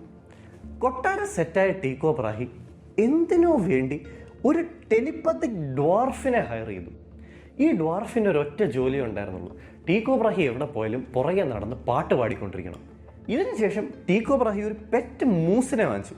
എന്തിനാണെന്ന് ആർക്കും അറിഞ്ഞൂടാ. ഒരു ദിവസം ആൾക്കാർ ടീക്കോ ബ്രാഹിയുടെ കൊട്ടാരത്തിൽ പോയി നോക്കുമ്പോൾ മൂസ് സ്റ്റെപ്പിൻ്റെ താഴെ ചത്ത് കിടക്കുന്നു. മൂസ് എങ്ങനെ മരിച്ചു എന്ന് ആൾക്കാർ ടീക്കോ ബ്രാഹിയുടെ അടുത്ത് വെച്ചും ടീക്കോ ബ്രാഹി പറഞ്ഞു മൂസ് വെള്ളം അടിച്ച് സ്റ്റെപ്പിൽ ബാലൻസ് തെറ്റി താഴെ വീണായിരുന്നു. ആൾക്കാരത് വിശ്വസിച്ചു. ഇങ്ങനെയൊക്കെ ആണെങ്കിലും ടീക്കോ ബ്രാഹെ ഒരു ബ്രില്യൻ്റ് ആസ്ട്രോണമർ ആയിരുന്നു. അദ്ദേഹം ഒരുപാട് മേജർ കോൺട്രിബ്യൂഷൻസ് ആസ്ട്രോണമിക്ക് നടത്തിയിട്ടുണ്ട്. One of the most famous ones being Tycho ബ്രാഹെയാണ് ആദ്യം ഫിഗർ ഔട്ട് ചെയ്തത് സ്റ്റാർസ് സണ്ണിനേക്കാൾ നമ്മളിൽ നിന്ന് ഒരുപാട് ദൂരെയാണെന്ന്. However, Tycho Brahe's greatest works came in collaboration with a scientist known as Johannes Kepler. കെപ്ലറും ടീക്കോ ബ്രാഹിയും തമ്മിൽ ഒരു ലവ് ഹേറ്റ് റിലേഷൻഷിപ്പ് ആയിരുന്നു. രണ്ടുപേരും ബ്രില്യൻ്റ് ആസ്ട്രോണമേഴ്സ് ആയിരുന്നു. പക്ഷേ രണ്ടുപേരും തമ്മിൽ എപ്പോഴും ഒരു ടെൻഷൻ ഉണ്ടായിരുന്നു. And the reason is obvious. Kepler ഭയങ്കര ഒരു ഷൈ ഇൻട്രോവേർട്ടഡ് മാൻ ആയിരുന്നു. ആൻഡ് ടീക്കോ ബ്രാഹി ഇങ്ങനെ ഡ്വാർഫിനെ ഹയർ ചെയ്ത് കള്ളു പിടിച്ച് മൂസിനെ സ്റ്റെപ്പ് ചെയ്യുന്ന തള്ളിയിടുന്ന ഒരാളായിരുന്നു. സോ ഇവർ തമ്മിൽ ഒരു ചേർച്ചയില്ലായിരുന്നു. പക്ഷേ ടീക്കോ ബ്രാഹിക്ക് മാത്രമേ ഈ ആസ്ട്രോണമിക്കൽ ഒബ്സർവേറ്ററി ഉള്ളൂ. അതുകൊണ്ട് കെപ്ലറിന് ഈ റീഡിങ്സ് ഡേറ്റയ്ക്ക് വേണ്ടി എപ്പോഴും ടീക്കോ ബ്രാഹിയുടെ അടുത്ത് പോകണം. അപ്പോൾ കെപ്ലർ പോയി ടീക്കോ ബ്രാഹിയുടെ അടുത്ത് ഡേറ്റ ചോദിക്കും, ടീക്കോ ബ്രാഹി കൊടുക്കും. അത് വെച്ച് കെപ്ലർ മാത്തമാറ്റിക്കൽ കാൽക്കുലേഷൻസ് ചെയ്യും. ഇവർ തമ്മിൽ ഈ ചെറിയൊരു ജഗട ഉള്ളതുകൊണ്ട് തന്നെ കെപ്ലർ ചിലപ്പം റീഡിങ്സ് ചോദിക്കുമ്പോൾ ടീക്കോ ബ്രാഹി കൊടുക്കില്ല. ഇത് കാരണം ഇവർ തമ്മിലുള്ള ദേഷ്യം കൂടി. It is even speculated that Tycho ബ്രാഹിനെ കെപ്ലർ കൊന്നതാണെന്ന്. ടീക്കോ ബ്രാഹി മെർക്യൂറി പോയ്സണിങ് കാരണം മരിച്ചതാണ്. ആൻഡ് അത് കെപ്ലർ ചെയ്തതാണെന്ന് ഒരുപാട് ലെജൻസ് പറയുന്നുണ്ട്. However that is speculation and not yet proven. Tycho Brahe മരിച്ചപ്പം കെപ്ലർ എന്ത് ചെയ്തു? ടീക്കോ ബ്രാഹിയുടെ ഒബ്സർവേറ്ററി പോയി ഡേറ്റ എല്ലാം അടിച്ചു മാറ്റി. അത് വെച്ച് ഒരുപാട് മാത്തമാറ്റിക്കൽ കാൽക്കുലേഷൻസ് ചെയ്തു. എന്നിട്ട് മാത്തമാറ്റിക്കലി കോപ്പർനിക്കസ് പറഞ്ഞത്, അതായത് സൺ നടുക്കാണെന്നും എർത്ത് സണ്ണിന് ചുറ്റും കറങ്ങുകയാണെന്നും ഉള്ളത് ടീക്കോ ബ്രാഹിയുടെ റീഡിങ്സ് ഇട്ട് കെപ്ലർ മാത്തമാറ്റിക്കലി പ്രൂവ് ചെയ്തു. കെപ്ലർ ഹൗവർ കോപ്പർനിക്കസിനെ പോലല്ലായിരുന്നു. കെപ്ലറിന് ആരെയും പേടിയില്ലായിരുന്നു. ഇൻഫാക്ട് കെപ്ലർ എഴുതിയ ബുക്കിൻ്റെ ഫസ്റ്റ് പാരഗ്രാഫ് ഇങ്ങനെയായിരുന്നു: advice for idiots, whoever is too stupid to understand astronomical sciences or too weak to believe in Copernicus without affecting his faith, I would advise him to mind his own business and go home. The only problem is Kepler Copernicus പറഞ്ഞ കാര്യം മാത്തമാറ്റിക്കലിയാണ് prove ചെയ്തത്. And that is often times not enough. People have to see stuff to believe it. ഇത് ആദ്യമായി കാണിച്ചു തന്നത് sun സെൻറ്ററിലാണ്, earth സണ്ണിന് ചുറ്റും കറങ്ങുകയാണ് എന്ന് പ്രൂഫ് തന്നത് ഇറ്റാലിയൻ ആസ്ട്രോണമറായ ഗാലീലിയോ ആണ്. ഗാലീലിയോ വീനസിൻ്റെ ഫേസ് വെച്ചാൽ ഞാൻ എൻ്റെ ഡീറ്റെയിൽസിലോട്ട് പോകുന്നില്ല, നമുക്ക് ഇനിയും ടൈം എടുക്കും, ഓൾറെഡി വീഡിയോ ലോങ് ആണ്. ഗാലീലിയോ പ്രൂവ് ചെയ്തു, വീനസിൻ്റെ ഫേസ് ഉപയോഗിച്ച് പ്രൂവ് ചെയ്തു, ഇൻഫാക്ട് സൺ സെൻറ്ററിലും എർത്ത് സണ്ണിന് ചുറ്റും കറങ്ങുകയാണെന്ന്. 1610 ഗാലീലിയോ ഇത് തെളിയിച്ചതും അൺസർപ്രൈസിംഗ്ലി ചർച്ച് ഗാലീലിയോനെ വിളിപ്പിച്ചു. എന്നിട്ട് ചർച്ച് ഗലീലിയോന് ഒരുപാട് വഴക്ക് പറഞ്ഞു. എന്നിട്ട് ചർച്ച് പറഞ്ഞു ഗലീലിയോ ഈ കണ്ടുപിടിച്ച കാര്യം foolish, absurd and contradictory to the holy scripture ആണെന്ന്. ചർച്ച് ഗലീലിയോ പറഞ്ഞതിന് ചെവി കൊണ്ടില്ല. For some reason then Galileo ഒരു മണ്ടൻ മൂവ് കാണിച്ചു. ഗലീലിയോ അന്ന് വരെ താമസിച്ചിരുന്നത് പാഡുവ എന്ന് പറഞ്ഞൊരു സിറ്റിയിലാണ്. അത് റോമൻ കാത്തലിക് ചർച്ചിൻ്റെ സൂപ്പർവിഷനിൽ വരുന്ന ഒരു സിറ്റി അല്ലായിരുന്നു. ഫോർ സം റീസൺ ഗലീലിയോ പാഡുവയിൽ നിന്ന് ഫ്ലോറൻസിലേക്ക് മാറി. ഫ്ലോറൻസ് ഡയറക്റ്റ്ലി റോമൻ കാത്തലിക് ചർച്ചിൻ്റെ പവറിലായിരുന്നു. ഫ്ലോറൻസിൽ നിന്നുകൊണ്ട് ഗലീലിയോ തൻ്റെ വർക്ക് കണ്ടിന്യൂ ചെയ്തു. ചർച്ച് ഗലീലിയോൻ്റെ അടുത്ത് പറഞ്ഞു ഈ വർക്ക്സ് ഇനി കണ്ടിന്യൂ ചെയ്യരുതെന്ന്. ഗലീലിയോ സമ്മതിച്ചു. ഗലീലിയോ മിണ്ടാതിരുന്നു പോപ്പ് മരിക്കുന്നത് വരെ. അന്നത്തെ പോപ്പ് മരിച്ചപ്പം പുതിയ പോപ്പ് ഗലീലിയോൻ്റെ ഫ്രണ്ടായിരുന്നു. ഗലീലിയോ ഓടിപ്പോയി ഗലീലിയോൻ്റെ ഫ്രണ്ടിൻ്റെ തുടങ്ങി ഇങ്ങനെയാണ് കാര്യങ്ങൾ, ഞാൻ സയൻസ് വെച്ച് പ്രൂവ് ചെയ്യാം സണ്ണാണ് നടക്കുന്നുള്ളത്. പക്ഷേ ഗലീലിയോൻ്റെ ഫ്രണ്ട് ചതിച്ചു. ഗലീലിയോൻ്റെ ഫ്രണ്ട് ചർച്ചിൻ്റെ കൂടെ നിന്നിട്ട് ഗലീലിയോനെ തള്ളി പറഞ്ഞു. വിഷമം വന്ന ഗലീലിയോ എന്ത് ചെയ്തു? ഏതൊരു മനുഷ്യനെയും പോലെ വീട്ടിൽ പോയി ഒരു നോവൽ എഴുതി. നോവലിൻ്റെ കഥ എന്താണെന്നറിയാമോ? ഗലീലിയോ എന്ന് പറഞ്ഞ ഒരാൾ മണ്ടൻ എന്ന് പറയുന്ന ഒരാൾക്ക്, ലിറ്ററലി ആളുടെ പേര് മണ്ടൻ, സിംപ്ലിക്കോ ട്രാൻസ്ലേറ്റ്സ് ടു മണ്ടൻ. ഗലീലിയോ എന്ന് പറഞ്ഞ ഒരാൾ മണ്ടൻ എന്ന് പറഞ്ഞ ഒരാൾക്ക് എക്സ്പ്ലെയിൻ ചെയ്യാൻ ശ്രമിക്കുക സൺ സെൻറ്ററിലാണ്, എർത്ത് അതിന് ചുറ്റും കറങ്ങാണ്. പക്ഷെ മണ്ടന് മനസ്സിലാവുന്നില്ല. ഇതാണ് കഥ. ഇത് വായിച്ച അന്നത്തെ പോപ്പിന് ദേഷ്യം വന്ന് ചർച്ച് ഗലീലിയോനെ ചർച്ചിലോട്ട് വിളിപ്പിച്ച് ഫയർ ചെയ്തു. എന്നിട്ട് പറഞ്ഞു ഗലീലിയോൻ്റെ ഈ പബ്ലിക്കേഷൻ, ഈ novel first of all ban ചെയ്യണം. ഓൾസോ ഗലീലിയോ ഫർദർ ഒരു റിസർച്ച് നടത്താൻ പാടില്ലാന്ന്. ഗലീലിയോ പറഞ്ഞ് പറ്റില്ല എന്ന്. ചർച്ച് എന്ത് ചെയ്തു? ടോർച്ചർ ഡിവൈസസ് കാണിച്ച് ഗലീലിയോനെ പേടിപ്പിച്ചു. പേടിച്ച ഗലീലിയോ വഴങ്ങി. എന്നിട്ടും ചർച്ച് ഗലീലിയോനെ ഹൗസ് അറസ്റ്റിലിട്ടു. 1643 ചർച്ചിൻ്റെ ഈ ഹൗസ് അറസ്റ്റിൽ കിടന്ന് ഇത്രയും ബ്രില്യൻ്റായ ഗലീലിയോ ആർക്കും വേണ്ടാതെ മരിച്ചു. ഫൈനലി 337 വർഷത്തിന് ശേഷം 1979 ചർച്ച് അവരുടെ തെറ്റ് സമ്മതിച്ചു. പോപ്പ് ജോൺ പോൾ II ഗലീലിയോന്റെ കേസ് റീഓപ്പൺ ചെയ്തു ആൻഡ് ഗലീലിയോനോട് ഒരു ഫോർമൽ അപ്പോളജി ഇഷ്യൂ ചെയ്തു. പക്ഷെ ആൾ മരിച്ചു കഴിഞ്ഞിട്ട് 337 വർഷത്തിന് ശേഷം മാപ്പ് പറഞ്ഞിട്ട് എന്ത് കാര്യം? ഓക്കെ, എനിവേസ് നമ്മൾ ആസ്ട്രോണമിയുടെ കുറച്ച് ഹിസ്റ്ററിയെ പറ്റി ഡിസ്കസ് ചെയ്യായിരുന്നു, അത് കഴിഞ്ഞു. ഇനി നമുക്ക് തിരിച്ച് സീരിയസ് മാറ്റേഴ്സിലേക്ക് വരാം. നമുക്ക് പഠിക്കാം. നമ്മൾ പ്ലാനറ്റ്സിനെയും മൂൺസിനെയൊക്കെ പറ്റി മനസ്സിലാക്കി. അടുത്തത് നമുക്ക് സ്റ്റാർസിനെ പറ്റി സ്റ്റഡി ചെയ്യാം. ഔട്ടർ സ്പേസിൽ extremely huge clouds of hydrogen and helium ഉണ്ട്. ഫസ്റ്റ് നമ്മൾ ഗ്രാവിറ്റി എന്താണെന്ന് മനസ്സിലാക്കണം. ഗ്രാവിറ്റി എന്താണെന്നൊരു അണ്ടർസ്റ്റാൻഡിങ് ഇല്ലെങ്കിൽ ഇനി പറയുന്നത് നമുക്ക് ക്ലിയർ ആവില്ല. ഗ്രാവിറ്റി എന്താണ്? നമുക്ക് സിമ്പിൾ ഡെഫിനേഷൻ ഉപയോഗിക്കാം. നമുക്ക് റിലേറ്റിവിറ്റിയിലോട്ടൊന്നും പോകണ്ട, ഐൻസ്റ്റൈൻ്റെ ഐഡിയ ഓഫ് ഗ്രാവിറ്റി ഒന്നും വേണ്ട. Simple idea. എന്താണ് ഗ്രാവിറ്റി? ഈ യൂണിവേഴ്സിലെ എല്ലാ ഒബ്ജക്ട്സും തമ്മിലൊരു ഫോഴ്സ് ഓഫ് അട്രാക്ഷൻ ഉണ്ട്. ഞാനും എൻ്റെ ഈ കൈയും തമ്മിലൊരു ഫോഴ്സ് ഓഫ് അട്രാക്ഷൻ ഉണ്ട്. ഞാനും ഈ വാച്ചും തമ്മിലൊരു ഫോഴ്സ് ഓഫ് അട്രാക്ഷൻ ഉണ്ട്. ഞാനും ഈ സ്ക്രൂവും തമ്മിലൊരു ഫോഴ്സ് ഓഫ് അട്രാക്ഷൻ ഉണ്ട്. ഞാനും ഈ വാട്ടർ ബോട്ടിലും തമ്മിലൊരു ഫോഴ്സ് ഓഫ് അട്രാക്ഷൻ ഉണ്ട്. ഞാനും ഈ ക്യാമറയും തമ്മിലൊരു ഫോഴ്സ് ഓഫ് അട്രാക്ഷൻ ഉണ്ട്. നിങ്ങൾ കണ്ടുകൊണ്ടിരിക്കുന്ന മൊബൈലും അല്ലെങ്കിൽ നിങ്ങളുടെ ലാപ്ടോപ്പും തമ്മിലൊരു ഫോഴ്സ് ഓഫ് അട്രാക്ഷൻ ഉണ്ട്. എന്തിന്? ഞാനും നിങ്ങളുടെ വീട്ടിലിരിക്കുന്ന നിങ്ങളും തമ്മിലൊരു ഫോഴ്സ് ഓഫ് അട്രാക്ഷൻ ഉണ്ട്. ഞാനും ഈ ഭൂമിയും തമ്മിലൊരു ഫോഴ്സ് ഓഫ് അട്രാക്ഷൻ ഉണ്ട്. ഈ യൂണിവേഴ്സിലെ എല്ലാ ഒബ്ജക്ട്സും അങ്ങോട്ടും ഇങ്ങോട്ടും അട്രാക്ട് ചെയ്യും. ഇതാണ് gravity. And this force of attraction is directly proportional to the mass of the objects. എന്നെ ഈ സ്ക്രൂ അട്രാക്ട് ചെയ്യുന്നുണ്ട്, ഭൂമി അട്രാക്ട് ചെയ്യുന്നുണ്ട്. പക്ഷേ ഈ സ്ക്രൂവിൻ്റെ അടുത്തോട്ട് ഇങ്ങനെ പോകുന്നില്ല. ഞാൻ ഭൂമിയിലോട് ചേർന്ന് നിൽക്കുകയാണ്, ഭൂമി എന്നെ അട്രാക്ട് ചെയ്യുന്നുണ്ട്, പക്ഷേ സ്ക്രൂവിൻ്റെ അടുത്തോട്ട് പോകുന്നില്ല. And that's because as A said gravity is proportional to mass. സ്ക്രൂവിന് ഇത്രയും മാസേ ഉള്ളൂ, അതുകൊണ്ട് സ്ക്രൂവിന് അത്രയും ഫോഴ്സ് ഗ്രാവിറ്റി എക്സേർട്ട് ചെയ്യാൻ പറ്റില്ല. ഭൂമിക്ക് ഇത്രയും മാസം, ഭൂമി അത്രയ്ക്ക് വലുതാണ്, അതുകൊണ്ട് ഭൂമിക്ക് ഒരു strong force of gravity exert ചെയ്യാൻ പറ്റും. കമ്മിങ് ബാക്ക്, ഔട്ടർ സ്പേസിൽ extremely huge clouds of hydrogen and helium ഉണ്ട്. ഈ clouds of hydrogen and helium are so massive that ഈ ക്ലൗഡ് സ്വന്തം ഗ്രാവിറ്റി കാരണം അകത്തോട്ട് ഇങ്ങനെ വരാൻ തുടങ്ങും. എന്താണ് ഞാൻ പറയുന്നത്? ഒരു ക്ലൗഡ് ഉണ്ട്, അത് വളരെ ഹ്യൂജാണ്, വളരെ മാസീവാണ്. അതിലെ പാർട്ടിക്കിൾസ് എല്ലാം ഗ്രാവിറ്റി കാരണം അടുത്തോട്ട് വരും. ഇങ്ങനെ ക്രഷ് ആകുന്ന കാരണം അകത്തുള്ള ഹൈഡ്രജൻ ആറ്റംസ് എല്ലാം തമ്മിൽ ഇങ്ങനെ ഇടിച്ചുകൊണ്ടേയിരിക്കും.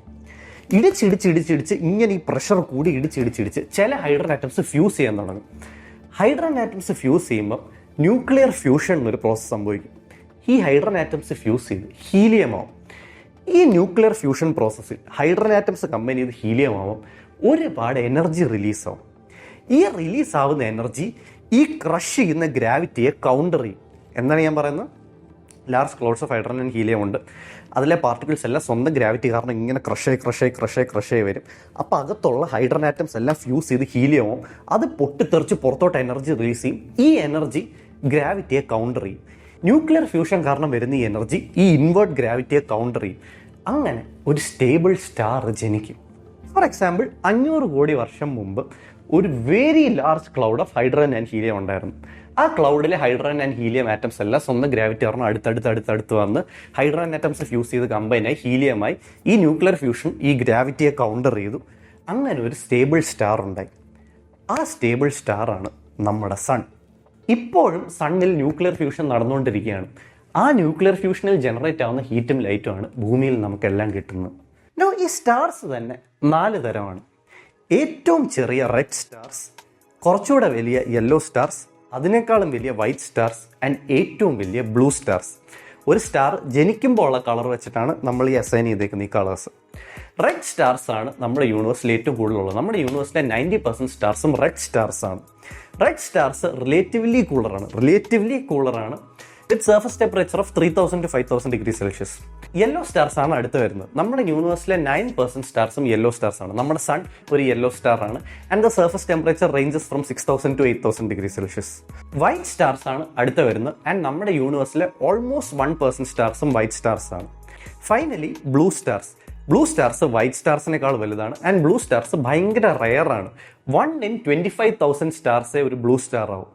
ബ്ലൂ സ്റ്റാർസ് പക്ഷെ ഭയങ്കര ഹോട്ടാണ്. So hot that the surface temperature can exceed 25,000 degrees Celsius. Okay, so നമ്മളൊരു സ്റ്റാർ എങ്ങനെ ഉണ്ടാവുന്നതെന്ന് മനസ്സിലാക്കി, സ്റ്റാർസിൻ്റെ ഡിഫറെൻറ്റ് ടൈപ്സും മനസ്സിലാക്കി. അടുത്തത് നമുക്ക് ഏറ്റവും ഇമ്പോർട്ടൻറ്റ് ടോപ്പിക്കിലേക്ക് വരാം. ഓക്കെ, ഇനിയാണ് നിങ്ങളുടെ ഏറ്റവും ശ്രദ്ധ വേണ്ടത്.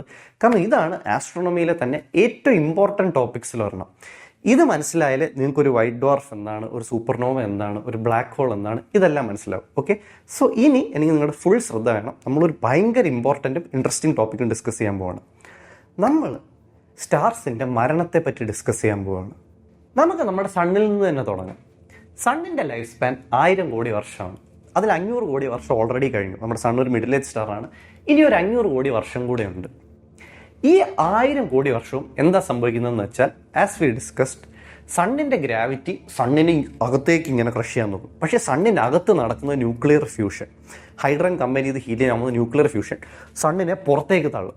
ഈ ഗ്രാവിറ്റിയും ന്യൂക്ലിയർ ഫ്യൂഷൻ കാരണമുള്ള എനർജിയും കൗണ്ടർ ബാലൻസ് ചെയ്യും. ഗ്രാവിറ്റി കാരണം സൺ ഇംപ്ലോഡും ചെയ്യില്ല, ന്യൂക്ലിയർ ഫ്യൂഷൻ കാരണം സൺ എക്സ്പ്ലോഡും ചെയ്യില്ല. രണ്ടും അങ്ങോട്ടും ഇങ്ങോട്ടും ബാലൻസ് ചെയ്ത് സൺ സ്റ്റേബിളായിട്ട് ഇങ്ങനെ കത്തിക്കൊണ്ടേയിരിക്കും.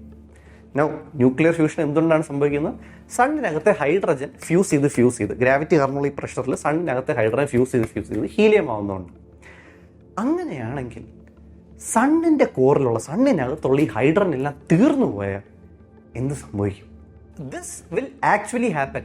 ഒരു 500 കോടി വർഷം കൂടെ കഴിയും സണ്ണിൻ്റെ കോറിലുള്ള ഹൈഡ്രജൻ എല്ലാം തീരും. കോറിലുള്ള ഹൈഡ്രജൻ തീർന്നാൽ ന്യൂക്ലിയർ ഫ്യൂഷൻ അപ്പം നിൽക്കും. ന്യൂക്ലിയർ ഫ്യൂഷൻ നിന്ന് എന്ത് സംഭവിക്കും? ഗ്രാവിറ്റി ജയിക്കും. കാരണം പുറത്തോട്ട് തള്ളാനൊന്നുമില്ല. ഗ്രാവിറ്റി ജയിച്ച് സൺ ചുരുങ്ങാൻ തുടങ്ങും. പക്ഷേ ഗ്രാവിറ്റി ഇങ്ങനെ ജയിച്ച് സൺ ചുരുങ്ങാൻ തുടങ്ങുമ്പോഴത്തേക്കും ഔട്ടർ ലെയേഴ്സിലുള്ള ഹൈഡ്രജൻ ആറ്റംസിൽ കുറച്ചുകൂടെ പ്രഷറാവും. എന്നിട്ട് അത് ഫ്യൂസ് ചെയ്യാൻ തുടങ്ങും. അത് ഫ്യൂസ് ചെയ്ത് ഹീലിയം. ഇത്ര നേരം കോറിനകത്ത് ഇത്ര പ്രഷർ ഉണ്ടായിരുന്നുള്ളൂ ഹൈഡ്രജൻ ഹീലിയം ആവാൻ വേണ്ടി. കോർ തീർന്നു കഴിയുമ്പോഴത്തേക്കും ഗ്രാവിറ്റി ജയിച്ച് ഇനിയും ചുരുങ്ങുമ്പോൾ ഔട്ടർ ലെയേഴ്സിലുള്ള ഹൈഡ്രജൻ ഫ്യൂസ് ചെയ്ത് ഹീലിയം ആവും. അങ്ങനെ ഫ്യൂസ് ചെയ്ത് ഹീലിയം ആകുമ്പോൾ സൺ വീണ്ടും കത്താൻ തുടങ്ങും. പക്ഷേ ഔട്ടർ ലെയേഴ്സിൽ ന്യൂക്ലിയർ ഫ്യൂഷൻ സംഭവിക്കുന്നതുകൊണ്ട് തന്നെ ഇത് കുറച്ചുകൂടെ വീർത്ത് വരും. ഇൻഫാക്ട് സൺ 100 ഇരട്ടി സൈസ് ആവും. സണ്ണിൻ്റെ മാസ് കൂടില്ല, പക്ഷേ സണ്ണിൻ്റെ വോളിയം കൂടും. കാരണം ഔട്ടർ ലെയേഴ്സിലാണ് ഈ ന്യൂക്ലിയർ ഫ്യൂഷൻ സംഭവിക്കുന്നത്. സൺ 100 ഇരട്ടി വലുതാവും. അടുത്തൊരു 100 കോടി വർഷത്തേക്ക്, ഈ 500 കോടി വർഷം കഴിയുമ്പോൾ അടുത്തൊരു 100 കോടി വർഷത്തേക്ക് സൺ ഇങ്ങനെ വീർത്ത് കത്താൻ തുടങ്ങും. ഇത് കാണാൻ പക്ഷെ നമ്മളുണ്ടാവില്ല. കാരണം സൺ ഇങ്ങനെ വീർത്ത് വരുമ്പോൾ സൺ മെർക്കുറിനെയും വീനസിനെയും എർത്തിനെയൊക്കെ അങ്ങ് വിഴുങ്ങും. ഒരു 100 കോടി വർഷം ഈ ഔട്ടർ ലെയേഴ്സിൽ ഹൈഡ്രജൻ കത്തി സൺ ഇങ്ങനെ വീർത്ത് വരും. ഈ സണ്ണിൻ്റെ വീർത്ത ഫേസിനെ നമ്മളൊരു റെഡ് ജയൻ്റ് എന്നാണ് വിളിക്കുന്നത്. പക്ഷേ പോട്ടെ, 100 കോടി വർഷം കഴിയുമ്പോൾ പിന്നെ എന്ത് സംഭവിക്കും? ഈ ഔട്ടർ ലെയേഴ്സിലെ ഹൈഡ്രജനും തീരും. ഔട്ടർ ലെയേഴ്സിലെ ഹൈഡ്രജൻ തീരുമ്പോൾ എന്ത് സംഭവിക്കും? വീണ്ടും ഗ്രാവിറ്റി ജയിക്കും. സൺ ചുരുങ്ങാൻ തുടങ്ങും. പഴയ സൈസിനെക്കാളും ചെറുതാവും. ചുരുങ്ങാൻ തുടങ്ങും. ഇങ്ങനെ ചുരുങ്ങി വരുമ്പോഴത്തേക്കും സണ്ണിൻ്റെ കോറിൻ്റെ ഹീലിയം ഫ്യൂസ് ചെയ്യാൻ തുടങ്ങും. കാരണം അത്രയ്ക്ക് പ്രഷറായി ചുരുങ്ങി. നേരത്തെ ഹൈഡ്രജൻ ഫ്യൂസ് ചെയ്യാനുള്ള പ്രഷർ ഉണ്ടായിരുന്നുള്ളൂ. ഇത് ഗ്രാവിറ്റി ജയിച്ച് ചുരുങ്ങി ഭയങ്കര പ്രഷർ കാരണം ഹീലിയം ഫ്യൂസ് ചെയ്യാൻ തുടങ്ങി. ഹീലിയം ഫ്യൂസ് ചെയ്ത് കാർബണോ ഓക്സിജനോ ഈ ഫ്യൂഷനിലും എനർജി റിലീസാവും. സൺ വീണ്ടും കുറേ കോടി വർഷത്തേക്ക് കത്തിക്കൊണ്ടേയിരിക്കും. എന്നിട്ട് സണ്ണിലെ ഹീലിയവും തീരും. പിന്നെ കാർബണും ഓക്സിജനും ആണുള്ളത്. വീണ്ടും ഗ്രാവിറ്റി ജയിക്കും. സൺ ചെറുതായി വരും. പക്ഷേ ഇനി ഈ ഉള്ള കാർബൺ ഓക്സിജനെ ഫ്യൂസ് ചെയ്യില്ല. കാരണം കാർബൺ ഓക്സിജനെ ഫ്യൂസ് ചെയ്യാൻ ഗ്രാവിറ്റിക്ക് ഇത്രയും ശക്തി പോരാ. കുറച്ചുകൂടെ മാസമുള്ള സ്റ്റാർ ആയിരുന്നെങ്കിൽ കുറച്ചുകൂടെ ഗ്രാവിറ്റി ആണ് കാർബൺ ഓക്സിജനൊക്കെ ഫ്യൂസ് ചെയ്യാൻ. പക്ഷേ സൺ പോലത്തെ ഒരു സ്റ്റാറിന് ഈ ഇത്രയും ചുരുക്കം കൊണ്ട്, ഈ ഗ്രാവിറ്റി, ഈ മാസം കൊണ്ട് കാർബണെ ഓക്സിജനെ ഒന്നും ഫ്യൂസ് ചെയ്യിക്കാൻ പറ്റില്ല. അതുകൊണ്ട് സൺ ഇങ്ങനെ കാർബണിൻ്റെ ഓക്സിജൻ്റെ ഒരു ബോളായി മാറും. ഈ കാർബണിൻ്റെ ഓക്സിജൻ്റെയും ബോൾ സ്വന്തം ഗ്രാവിറ്റി കാരണം ഇനി ചുരുങ്ങിക്കൊണ്ട് വരണ്ടേ. കാരണം പുറത്തോട്ട് തള്ളാനൊന്നും ഇല്ലല്ലോ. അപ്പോൾ സ്വന്തം ഗ്രാവിറ്റി കാരണം ചുരുങ്ങി വരണ്ടേ. ഇത് സംഭവിക്കാത്തതിൻ്റെ കാരണം കാർബണിലെ ഓക്സിജനുള്ള ഇലക്ട്രോൺസ് എല്ലാം അങ്ങോട്ടും ഇങ്ങോട്ടും റിപ്പൽ ചെയ്തുകൊണ്ടിരിക്കും. ഈ ഇലക്ട്രോൺസിൻ്റെ റിപ്പൾസീവ് ഫോഴ്സിനെ ഗ്രാവിറ്റിക്ക് തോൽപ്പിക്കാൻ പറ്റില്ല. അതുകൊണ്ട് കത്താത്ത ഒരു കാർബണിൻ്റെ ഓക്സിജൻ്റെ ഒരു സോളിഡ് വൈറ്റ് ബോളായിട്ട് സൺ മാറും. ഇതാണ് സണ്ണിൻ്റെ ശവശരീരം, സണ്ണിൻ്റെ മൃതദേഹം. ഇതാണ് ഒരു വൈറ്റ് ഡ്വാർഫ്. സോ നമ്മുടെ സൺ ഇങ്ങനെ ഒരു വൈറ്റ് ഡ്വാർഫായിട്ട് യൂണിവേഴ്സിൽ കൂടെ, സ്പേസിൽ കൂടെ ഇങ്ങനെ ഫ്ലോട്ട് ചെയ്യും. സ്വന്തമായിട്ട് ഒരു ഹീറ്റും ജനറേറ്റ് ചെയ്യാതെ ബോഡിയിലുള്ള ബാക്കി ഹീറ്റ് പതുക്കെ റേഡിയേറ്റായി 10⁻15 ഇയേഴ്സ് കഴിയുമ്പോൾ ബോഡിയിലുള്ള എല്ലാ ഹീറ്റും റേഡിയേറ്റായി ഈ വൈറ്റ് ഡ്വാർഫ് ഒരു ബ്ലാക്ക് ഡ്വാർഫായി മാറും. പക്ഷേ ദ തിങ് ഇസ്, ഇന്നേ വരെ നമ്മൾ ഈ യൂണിവേഴ്സിൽ ഒരൊറ്റ ബ്ലാക്ക് ഡ്വാർഫ് പോലും കണ്ടിട്ടില്ല. And that is because, as A said, ഒരു വൈറ്റ് ഡ്വാർഫ് ബ്ലാക്ക് ഡ്വാർഫായി മാറണമെങ്കിൽ സ്വന്തം ഹീറ്റ്, ബാക്കി വന്ന ഹീറ്റ്, പണ്ട് കത്തിക്കൊണ്ടിരുന്നതിൻ്റെ ബാക്കി വന്ന ഹീറ്റ് മൊത്തം റേഡിയേറ്റ് ചെയ്ത് കളയണമെങ്കിൽ 10⁻15 ഇയേഴ്സ് വേണം. ആൻഡ് നമ്മുടെ യൂണിവേഴ്സിന് അത്രയും പ്രായമായിട്ടില്ല.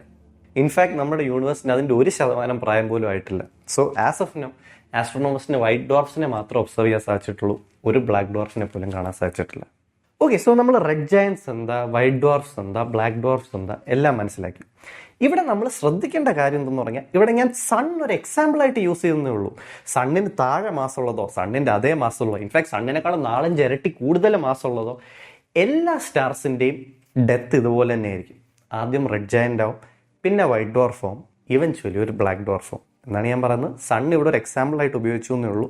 സണ്ണിനേക്കാൾ മാസ് കുറവുള്ളതോ സണ്ണിൻ്റെ അതേ മാസമുള്ളതോ സണ്ണിനേക്കാൾ 5-6 ഇരട്ടി കൂടുതൽ മാസമുള്ളതോ ഈ സ്റ്റാർസിൻ്റെ എല്ലാം മരണം ഇതുപോലെ തന്നെയായിരിക്കും. Red dwarf form, white dwarf form, eventually black dwarf form. However ഒരു സ്റ്റാറിന് നമ്മുടെ സണ്ണിനേക്കാൾ 8 ഇരട്ടിയോ അതിൽ കൂടുതലോ മാസം ഉണ്ടെങ്കിൽ, എത്രയാണ്? 8 ഇരട്ടിയോ അതിൽ കൂടുതലോ മാസം ഉണ്ടെങ്കിൽ അതിൻ്റെ ഡെത്ത് വളരെ ഡിഫറൻ്റ് ആയിരിക്കും. ആ സ്റ്റാറിൻ്റെ മരണം മച്ച് മോർ എക്സ്പ്ലോസീവ് ആയിരിക്കും. ഈ 8 ഇരട്ടിയോ അതിൽ കൂടുതലോ ഈ ലിമിറ്റിനെ നമ്മൾ ചന്ദ്രശേഖർ ലിമിറ്റ് എന്നാണ് വിളിക്കുന്നത്. Because it was discovered by the Indian astronomer Subrahmanyan Chandrasekhar. Chandrasekhar ഒരു ഇന്ത്യൻ ആസ്ട്രോണമർ ആയിരുന്നു. ആൻഡ് അതുകൊണ്ട് തന്നെ അദ്ദേഹത്തിന് ഒരുപാട് റേസിസം ഫേസ് ചെയ്യേണ്ടി വന്നിട്ടുണ്ട്. Particularly from the scientist Arthur Eddington. അദ്ദേഹമാണ് ഐൻസ്റ്റൈൻ്റെ ജനറൽ തിയറി ഓഫ് റിലേറ്റിവിറ്റി ആദ്യമായി എക്സ്പെരിമെന്റലി പ്രൂവ് ചെയ്തത്. ആർത്തർ എഡിങ്ടൺ 1935 റോയൽ ആസ്ട്രോണമിക്കൽ സൊസൈറ്റിയുടെ മീറ്റിംഗിൽ സുബ്രഹ്മണ്യൻ ചന്ദ്രശേഖറിനെ പബ്ലിക്കലി കളിയാക്കി. സുബ്രഹ്മണ്യൻ ചന്ദ്രശേഖറിൻ്റെ ഈ ഐഡിയ, ഒരു സണ്ണിൻ്റെ 8 ഇരട്ടി കൂടുതൽ മാസമുള്ളതോ അതിൽ കൂടുതൽ മാസമുള്ളതോ സ്റ്റാർസിൻ്റെ ഡെത്ത് ഡിഫറൻ്റ് ആയിരിക്കും എന്ന ഈ ഐഡിയയെ എല്ലാവരുടെയും മുമ്പിൽ വെച്ച് സ്റ്റെല്ലർ ബഫൂണറി എന്ന് വിളിച്ച് കളിയാക്കി. ചന്ദ്രശേഖർ അന്ന് തിരിച്ചൊന്നും പറഞ്ഞില്ല. 1983 ചന്ദ്രശേഖറിന് നോബൽ പ്രൈസ് കിട്ടി. Chandrasekhar was right. But why is Chandrasekhar right? എന്തുകൊണ്ട് ഒരു സ്റ്റാറിന് സണ്ണിൻ്റെ 8 ഇരട്ടിയോ അതിൽ കൂടുതലോ മാസം ഉണ്ടെങ്കിൽ അതിൻ്റെ ഡെത്ത് ഡിഫറൻ്റ് ആവുന്നു? ഫസ്റ്റ് ഓഫ് ഓൾ, ഒരു നോർമൽ സ്റ്റാറിൽ എന്താണ് സംഭവിക്കുന്നത് നമ്മൾ മനസ്സിലാക്കിയല്ലോ. ഒരു നോർമൽ സ്റ്റാർ എങ്ങനെയാണ് ഉണ്ടാകുന്നത്? ഒരു large cloud of hydrogen helium ഉണ്ടാവും. സ്വന്തം ഗ്രാവിറ്റി കാരണം അടുത്തേക്ക് വരും. ക്രഷായി വരും. ഉള്ളിലുള്ള ഹൈഡ്രജൻ ഐറ്റംസ് ഫ്യൂസ് ചെയ്ത് ഹീലിയവും സ്റ്റാർ വർഷങ്ങളോളം കത്തും. ഉള്ളിലെ ഹൈഡ്രജൻ എല്ലാം തീരുമ്പോൾ ഗ്രാവിറ്റി ജയിക്കും, സ്റ്റാർ വീണ്ടും ചുരുങ്ങും. ഉള്ളിലെ ഹീലിയം ഫ്യൂസ് ചെയ്യാൻ തുടങ്ങും, സ്റ്റാർ വീണ്ടും കത്തും. ഈ ഹീലിയം ഫ്യൂസ് ചെയ്യുമ്പോൾ കാർബണും ഓക്സിജനും ആണ് ഉണ്ടാകുന്നത്. ഹീലിയം തീരുമ്പം ഈ കാർബൺ ഓക്സിജനും ഫ്യൂസ് ചെയ്യാനുള്ള അത്രയും ഗ്രാവിറ്റി ഈ സണ്ണിനോ സണ്ണിൻ്റെ അടുത്ത മാസമുള്ള സ്റ്റാർസിനോ ഇല്ല. അതുകൊണ്ട് കാർബണിൻ്റെ ഓക്സിജൻ്റെ ഒരു ബോളായിട്ട് ആ സ്റ്റാർ ഇങ്ങനെ ഫ്ലോട്ട് ചെയ്യും. ഈ ബോളിനെ നമ്മൾ വൈറ്റ് ഡ്വാർഫ് എന്ന് വിളിക്കുന്നു. ഈ കാർബണിൻ്റെ ഓക്സിജൻ്റെ ബോളിന് ഫർദർ ചുരുങ്ങേണ്ടതാണ് ഗ്രാവിറ്റി കാരണം. പക്ഷെ ഫർദർ ചുരുങ്ങാൻ പറ്റില്ല. കാരണം കാർബണിലെ ഓക്സിജൻ ഇലക്ട്രോൺസ് അങ്ങോട്ടും ഇങ്ങോട്ടും റിപ്പൽ ചെയ്യും. അപ്പോൾ അതൊരു സ്റ്റേബിൾ കത്താത്ത വൈറ്റ് ഡ്വാർഫായിട്ട് സ്പേസിൽ കൂടി ഇങ്ങനെ ഫ്ലോട്ട് ചെയ്യും. ബിഗർ സ്റ്റാർസിൽ എന്താണ് സംഭവിക്കുന്നത്? ആദ്യം ഹൈഡ്രജൻ കത്തും, വർഷങ്ങളോളം ഹൈഡ്രജൻ കത്തും. ഹൈഡ്രജൻ തീരുമ്പോൾ ഗ്രാവിറ്റി ജയിക്കും, സ്റ്റാർ ചുരുങ്ങാൻ തുടങ്ങും. ചുരുങ്ങുമ്പോൾ പ്രഷർ കൂടും, ഹീലിയം ഫ്യൂസ് ആവും. എന്നിട്ട് വീണ്ടും കത്തും. ഹീലിയം തീരുമ്പോൾ ഗ്രാവിറ്റി വീണ്ടും ജയിക്കും, സ്റ്റാർ വീണ്ടും ചുരുങ്ങാൻ തുടങ്ങും. ഇത്തവണ ഈ സ്റ്റാർസ് ഭയങ്കര മാസീവ് ആയതുകൊണ്ട് ഗ്രാവിറ്റി ഞാൻ പറയുമല്ലോ പ്രൊപ്പോർഷണൽ ടു മാസ് ആണ്. ഇത്ര വലുതായതുകൊണ്ട് തന്നെ ഗ്രാവിറ്റി കൂടുതലാണ്, പ്രഷർ കൂടുതലാണ്. അപ്പോൾ അടുത്തടുത്ത ആറ്റംസ് ഫ്യൂസ് ചെയ്യാൻ തുടങ്ങും. കാർബൺ ഫ്യൂസ് ചെയ്യാൻ തുടങ്ങും, ഓക്സിജൻ ഫ്യൂസ് ചെയ്യാൻ തുടങ്ങും, നിയോൺ ഫ്യൂസ് ചെയ്യാൻ തുടങ്ങും. അങ്ങനെ ഫ്യൂസ് ചെയ്ത് കത്തിക്കൊണ്ടിരിക്കും. ഓരോ ആറ്റംസ് ആയിട്ട് ഇങ്ങനെ ഫ്യൂസ് ചെയ്ത് കത്തി അവസാനം അയൺ വരെ എത്തും. അയൺ എത്തുമ്പോൾ ഒരു ചെറിയ പ്രശ്നമുണ്ട്. നമ്മളെ എത്ര പ്രഷർ അപ്ലൈ ചെയ്താലും, ഗ്രാവിറ്റി എത്ര സ്ട്രോങ് ആണെങ്കിലും, എത്ര ഇട്ട് ഞെക്കിയാലും അയൺ ഫ്യൂസ് ചെയ്യില്ല. കാരണം അയൺ ഒരു എക്സ്ട്രീംലി സ്റ്റേബിൾ ന്യൂക്ലിയസ് ആണ്. അയൺ ഫ്യൂസ് ചെയ്യണമെങ്കിൽ മറ്റ് ആറ്റംസ് ഒക്കെ ഫ്യൂസ് ചെയ്യുമ്പോൾ എനർജി റിലീസ് ആവല്ലേ. ഹൈഡ്രജൻ ഫ്യൂസ് ചെയ്ത് ഹീലിയം ആവുന്ന എനർജി റിലീസ് ആവുന്നു, ഹീലിയം ഫ്യൂസ് ചെയ്ത് കാർബൺ ഓക്സിജൻ ആവുന്നു, എനർജി റിലീസ് ആവുന്നു. അയൺ ഫ്യൂസ് ചെയ്യുമ്പോൾ എനർജി റിലീസ് ആവുകയല്ല. അയൺ ഫ്യൂസ് ചെയ്യണമെങ്കിൽ നമ്മൾ എനർജി അങ്ങോട്ട് കൊടുക്കണം. അത്രയ്ക്ക് പാടാണ് അയൺ ഫ്യൂസ് ചെയ്യാൻ. സോ അയൺ എത്തുന്ന ഉടനെ ഈ ഫ്യൂഷൻ നിൽക്കും. ഇപ്പം എന്താ സംഭവിക്കും? Now we have A problem. ഇത്രയും നേരം സ്റ്റാർ എങ്ങനെയാണ് കത്തിക്കൊണ്ടിരുന്ന സ്റ്റേബിളായിട്ട്? ഗ്രാവിറ്റി പുഷ് ചെയ്യും, അകത്തുള്ള എലമെന്റ്സ് ഫ്യൂസ് ചെയ്യും, എനർജി വരും, ഈ ഗ്രാവിറ്റിയെ കൗണ്ടർ ചെയ്യും. പക്ഷെ അയൺ ഒരിക്കലും ഫ്യൂസ് ചെയ്യില്ല.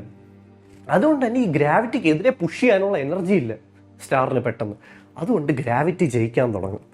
നമ്മുടെ സണ്ണിലും സണ്ണിനെ പോലെ ചെറിയ മാസമുള്ള സ്റ്റാർസിലൊക്കെ ഇത് സംഭവിക്കുന്നതാണ്. പക്ഷെ അയൺ എത്തുമ്പോഴല്ല. നമ്മൾ പഠിച്ചില്ലേ, കാർബൺ ഓക്സിജൻ എത്തുമ്പോഴത്തേക്കും ഫർദർ ഫ്യൂഷൻ നടക്കില്ല.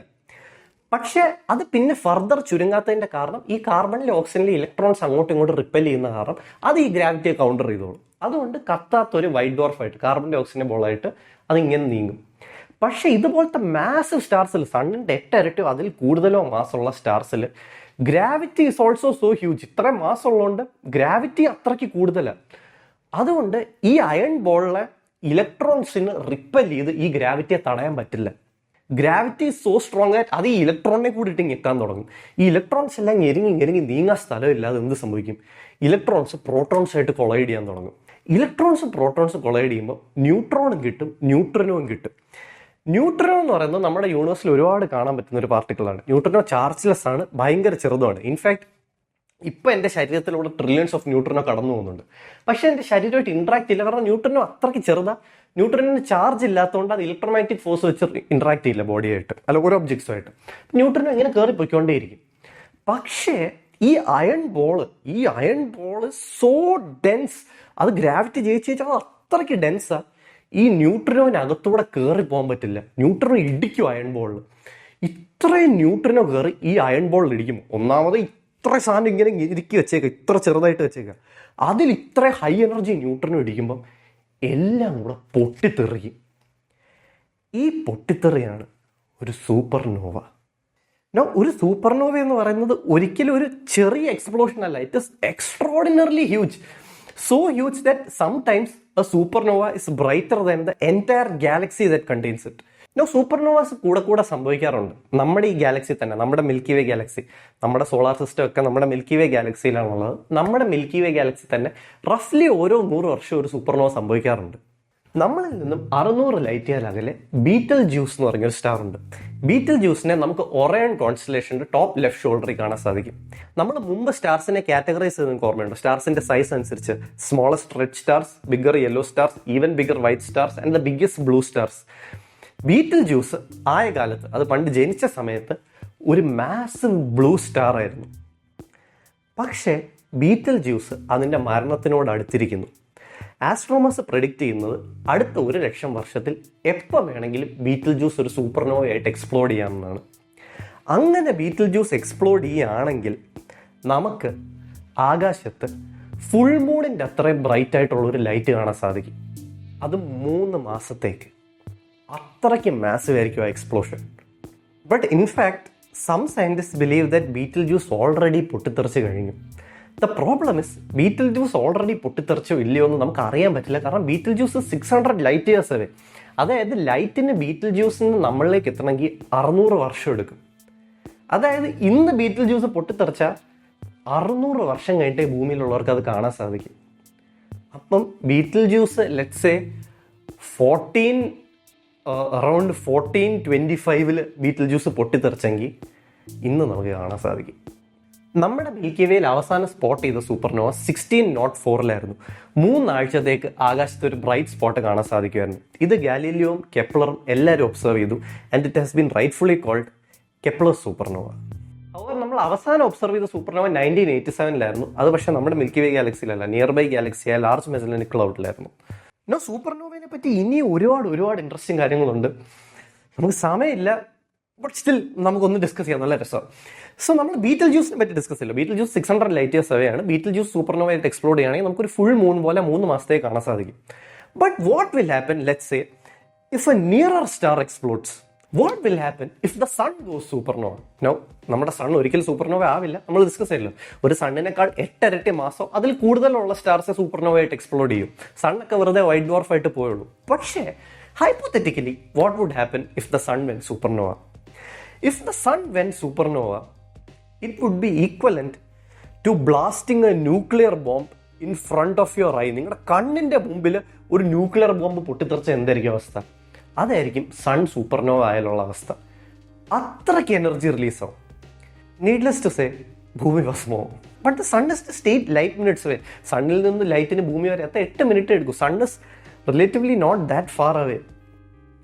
ആസ്ട്രോണോമേഴ്സ് പ്രെഡിക്റ്റ് ചെയ്യുന്നത് നമ്മുടെ ഒരു 150 ലൈറ്റ് ഇയർ റേഡിയസിൽ എവിടെ ഒരു സൂപ്പർനോവ സംഭവിച്ചാലും അത് ലൈഫിന് ഹാംഫുൾ ആയിരിക്കും എന്നാണ്. And that has actually happen. 2.6 million years മുമ്പ് നമ്മളിൽ നിന്നും 150 ലൈറ്റ് ഇയേഴ്സ് അകലെയുള്ള ഒരു സ്റ്റാർ സൂപ്പർനോവയായിട്ട് എക്സ്പ്ലോഡ് ചെയ്തു എന്നാണ് ആസ്ട്രോണോമേഴ്സ് സ്പെക്യുലേറ്റ് ചെയ്യുന്നത്. ആ സൂപ്പർനോവയിൽ ഹൈ എനർജി കോസ്മിക് റേഡിയേഷൻസ് നമ്മുടെ അടുത്തേക്ക് വന്ന ആ സൂപ്പർനോവ ആണ്.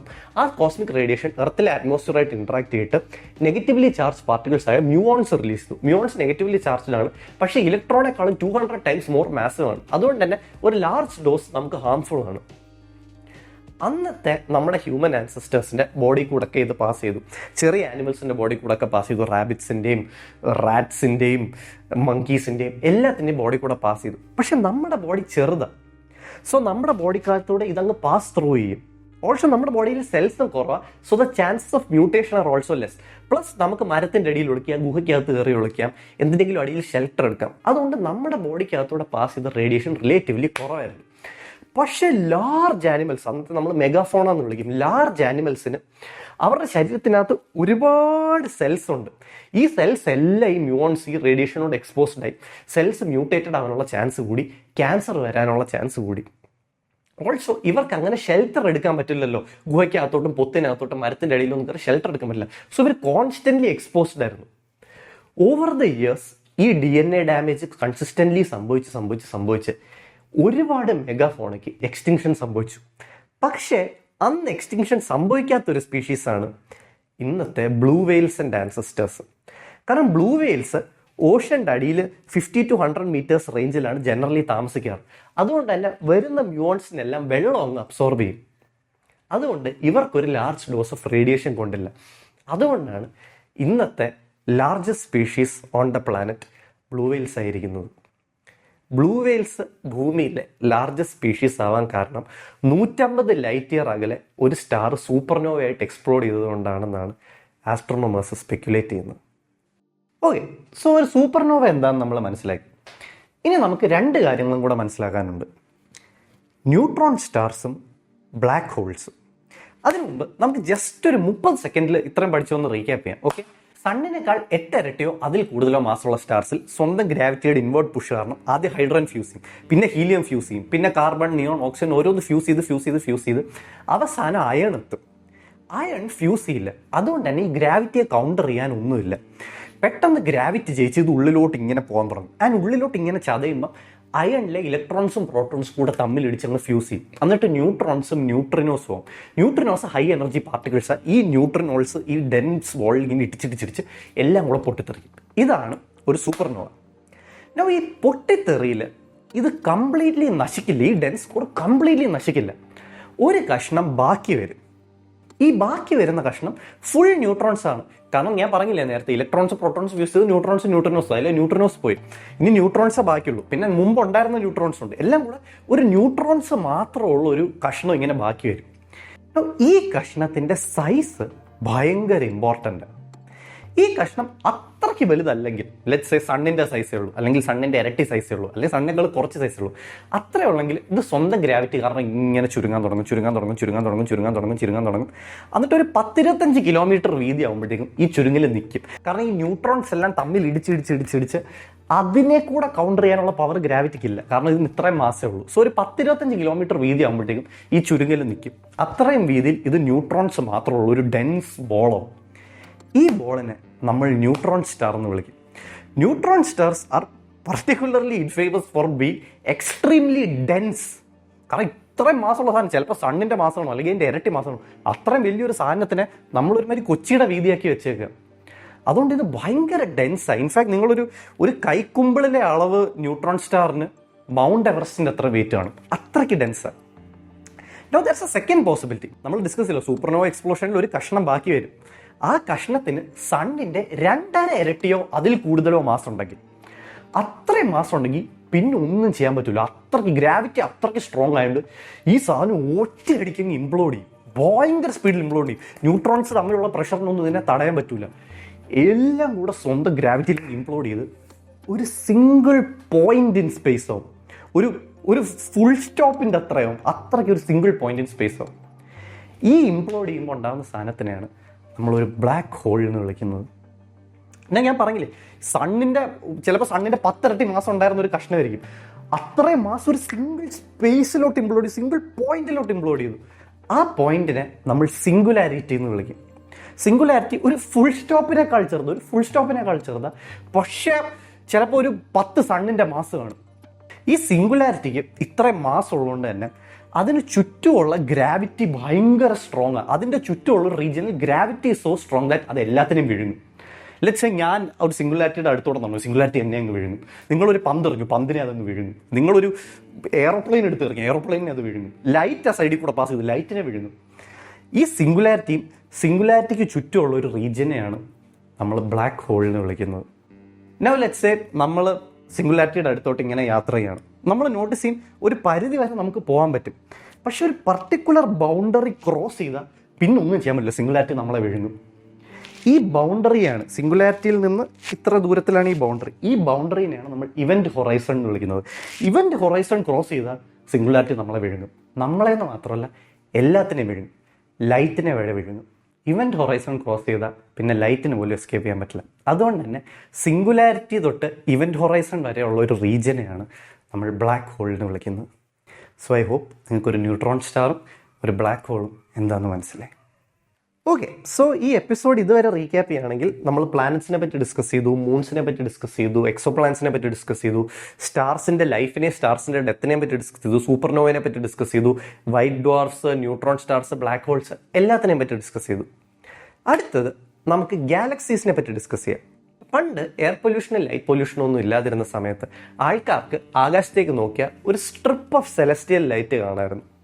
അന്നത്തെ ഗ്രീക്സ് വിശ്വസിച്ചിരുന്നത് അവരുടെ ഗോഡസായ ഹെറ തൻ്റെ മകനായ ഹെറക്ലിസിന്, ഭൂമിയിലുള്ള തൻ്റെ മകനായ ഹെറക്ലിസിന് പാല് ചുരത്തുന്നതാണ് അതെന്ന്. അതുകൊണ്ട് അവരതിനെ ഗാലാക്സിയാസ് എന്ന് വിളിച്ചു. ഗാലാക്സിയാസ് മീൻസ് മിൽക്കി. ആ വാക്കിൽ നിന്നാണ് ഗാലക്സി എന്ന വാക്ക് വരുന്നത്. പക്ഷെ എന്താണ് ഒരു ഗാലക്സി? ഗ്രാവിറ്റി കാരണം ചേർന്ന് വന്നിരിക്കുന്ന ഒരു ഹ്യൂജ് ക്ലസ്റ്റർ ഓഫ് സ്റ്റാർസ് ആണ് ഒരു ഗാലക്സി. നമ്മൾ ജീവിക്കുന്നത് മിൽക്കി വേ ഗാലക്സിയിലാണ്. നമ്മുടെ സോളാർ സിസ്റ്റം മിൽക്കി വേ ഗാലക്സിയിലാണ്. ആൻഡ് നമ്മുടെ മിൽക്കി വേ ഗാലക്സിയിൽ നമ്മുടെ സൺ അല്ലാതെ മറ്റ് 20,000 കോടി സ്റ്റാർസ് ഉണ്ട്. അതായത് 20,000 കോടി സ്റ്റാർസ് ഉള്ളൊരു ഗാലക്സിയിൽ ഒരു സ്റ്റാറിൻ്റെ പ്ലാനറ്റാണ് നമ്മൾ. വിച്ച് ഇസ് ഇൻട്രസ്റ്റിംഗ് ബിക്കോസ് നിങ്ങൾ ഒരു ആവറേജ് ക്ലൗഡ് എടുക്കുകയാണെങ്കിൽ അതിനകത്ത് 20,000 കോടി വാട്ടർ ഡ്രോപ്ലെറ്റ്സ് ആണുള്ളത്. Which means if you think about it metaphorically, നമ്മൾ ഒരു ഹ്യൂജ് ക്ലൗഡിൽ ഒരു സിംഗിൾ ഡ്രോപ്പ് ഓഫ് വാട്ടറാണ്. നമ്മുടെ മിൽക്കി വേ ഗാലക്സി ഹ്യൂജ് ആണ്. End to end 1,06,000 light years ദൂരമുണ്ട്. ആ മിൽക്കി വേ ഗാലക്സിയിൽ ഈ ഡോട്ടാണ് നമ്മൾ. നമ്മുടെ നിയറസ്റ്റ് ഗാലക്സി ആൻഡ്രോമീഡയാണ്. ആൻഡ് ആൻഡ്രോമീഡ മിൽക്കി വേനേക്കാൾ മച്ച് ബിഗ്ഗറാണ്. ആൻഡ്രോമീഡയിൽ 1 ട്രില്യൺ സ്റ്റാർസ് ഉണ്ട്. മിൽക്കി വേയിൽ 20,000 crore സ്റ്റാർസ് ഉള്ളൂ. ആൻഡ്രോമീഡയിൽ 1 ട്രില്യൺ സ്റ്റാർസ് ഉണ്ട്. The interesting part is Andromeda actually ഇത്ര ഹ്യൂജ് ആയതുകൊണ്ട് തന്നെ ആൻഡ്രോമീഡ നമ്മുടെ നേക്കഡ് ഐ വെച്ച് വിസിബിൾ ആണ്. ഇൻഫാക്ട് ആൻഡ്രോമീഡ, മിൽക്കി വേ, ഒരുപാട് ബ്യൂട്ടിഫുൾ കോൺസ്റ്റലേഷൻസ് ഇതെല്ലാം ജസ്റ്റ് നേക്കഡ് ഐ വെച്ച് വിസിബിൾ ആണ് നൈറ്റ് സ്കൈയിൽ. ഈ നശിച്ച ലൈറ്റ് പൊല്യൂഷൻ ഇല്ലായിരുന്നെങ്കിൽ നമുക്കിതെല്ലാം കാണാൻ സാധിക്കുമായിരുന്നു ചുമ്മാ രാത്രി ആഴ്ചയായിട്ട് നോക്കുമ്പോൾ. ആരെയും കുറ്റം പറയാൻ പറ്റില്ല, നമുക്കെല്ലാം രാത്രി ലൈറ്റ് വേണം. പക്ഷേ ഈ ലൈറ്റ്സ് അല്ല, സിറ്റിയിലെ എല്ലാ ലൈറ്റ്സ് ഓഫ് ചെയ്യുകയാണെങ്കിൽ നമുക്ക് മിൽക്കി വേയും ആൻഡ്രോമീഡയും നൈറ്റ് സ്കൈയിൽ കാണാൻ സാധിക്കും. തിയറി കോവൻ എന്ന് പറഞ്ഞൊരു ആർട്ടിസ്റ്റ് ആക്ച്വലി ഒരു റെൻഡിഷൻ ഉണ്ടാക്കി. നമ്മൾ ഓരോ സിറ്റീസിലെയും ലൈറ്റ്സ് ഫുൾ ഓഫ് ചെയ്യുകയാണെങ്കിൽ നൈറ്റ് സ്കൈ കാണാൻ എങ്ങനെ ഇരിക്കുമെന്ന്. അദ്ദേഹം വരച്ചതനുസരിച്ച് ന്യൂയോർക്ക് കാണാൻ ഇങ്ങനെ ഇരിക്കും, ഹോങ്കോങ് കാണാൻ ഇങ്ങനെ ഇരിക്കും, ഷാങ്ഹായ് ഇങ്ങനെ ഇരിക്കും, LA ഇങ്ങനെ ഇരിക്കും. ഇൻഫാക്ട് LAയിൽ ഒരിക്കലും ഒരു ഫുൾ ബ്ലാക്ക് ഔട്ട് സംഭവിച്ചു. ഫുൾ സിറ്റിയിലെ കറണ്ട് പോയി. ആൾക്കാർ ആകാശത്തോട്ട് നോക്കിയപ്പം എന്തൊക്കെയോ പേടിപ്പിക്കുന്ന ലൈറ്റ്സ് കണ്ടു. അവരെന്നിട്ട് പോലീസിനെ വിളിച്ചു, അയ്യോ ഏലിയൻസ് നമ്മളെ പിടിക്കാൻ വരികയാണെന്ന്. പക്ഷെ അവർ മനസ്സിലാക്കാതിരുന്ന എന്തെന്ന് വെച്ചാൽ അവരാദ്യമായി അവരുടെ സ്വന്തം ഗാലക്സിയായ മിൽക്കി വേ കണ്ടതായിരുന്നു അത്. Anyways, I digress. നമുക്ക് ടോപ്പിക്കിലേക്ക് തിരിച്ചു വരാം. ആൻഡ്രോമീഡയാണ് നമ്മുടെ നിയറസ്റ്റ് ഗാലക്സി. ആൻഡ് ആൻഡ്രോമീഡ നമ്മളെക്കാൾ ഒരു മച്ച് ലാർജർ ഗാലക്സിയാണ്, ഒരു ബ്യൂട്ടിഫുൾ ഗാലക്സിയാണ്. The only problem is Andromeda നമുക്ക് നേരെ വരിക at A speed of 110 km/s. നമ്മൾ പേടിക്കണ്ട, because Andromeda is 4.2 million light years away. So കുറേ വർഷം എടുക്കും. Right now a clear night sky looks like this. പക്ഷേ 200 കോടി വർഷം കഴിയുമ്പോൾ ആൻഡ്രോമീഡ നമ്മുടെ അടുത്തോട്ട് വന്നുകൊണ്ടിരിക്കുകയാണല്ലോ. The night sky is going to look like this. 375 കോടി വർഷം കഴിയുമ്പോൾ the night sky will look like this. 400 കോടി വർഷം കഴിയുമ്പോൾ നമ്മൾ മോസ്റ്റ് ലൈക്ലി ഉണ്ടാവില്ല, പക്ഷേ 400 കോടി വർഷം കഴിയുമ്പോൾ അന്നിവിടെ ഉണ്ടാവുന്ന ക്രീച്ചേഴ്സ് ആകാശത്തോട്ട് നോക്കുമ്പോൾ കാണാൻ പോകുന്നത് ഇതായിരിക്കും.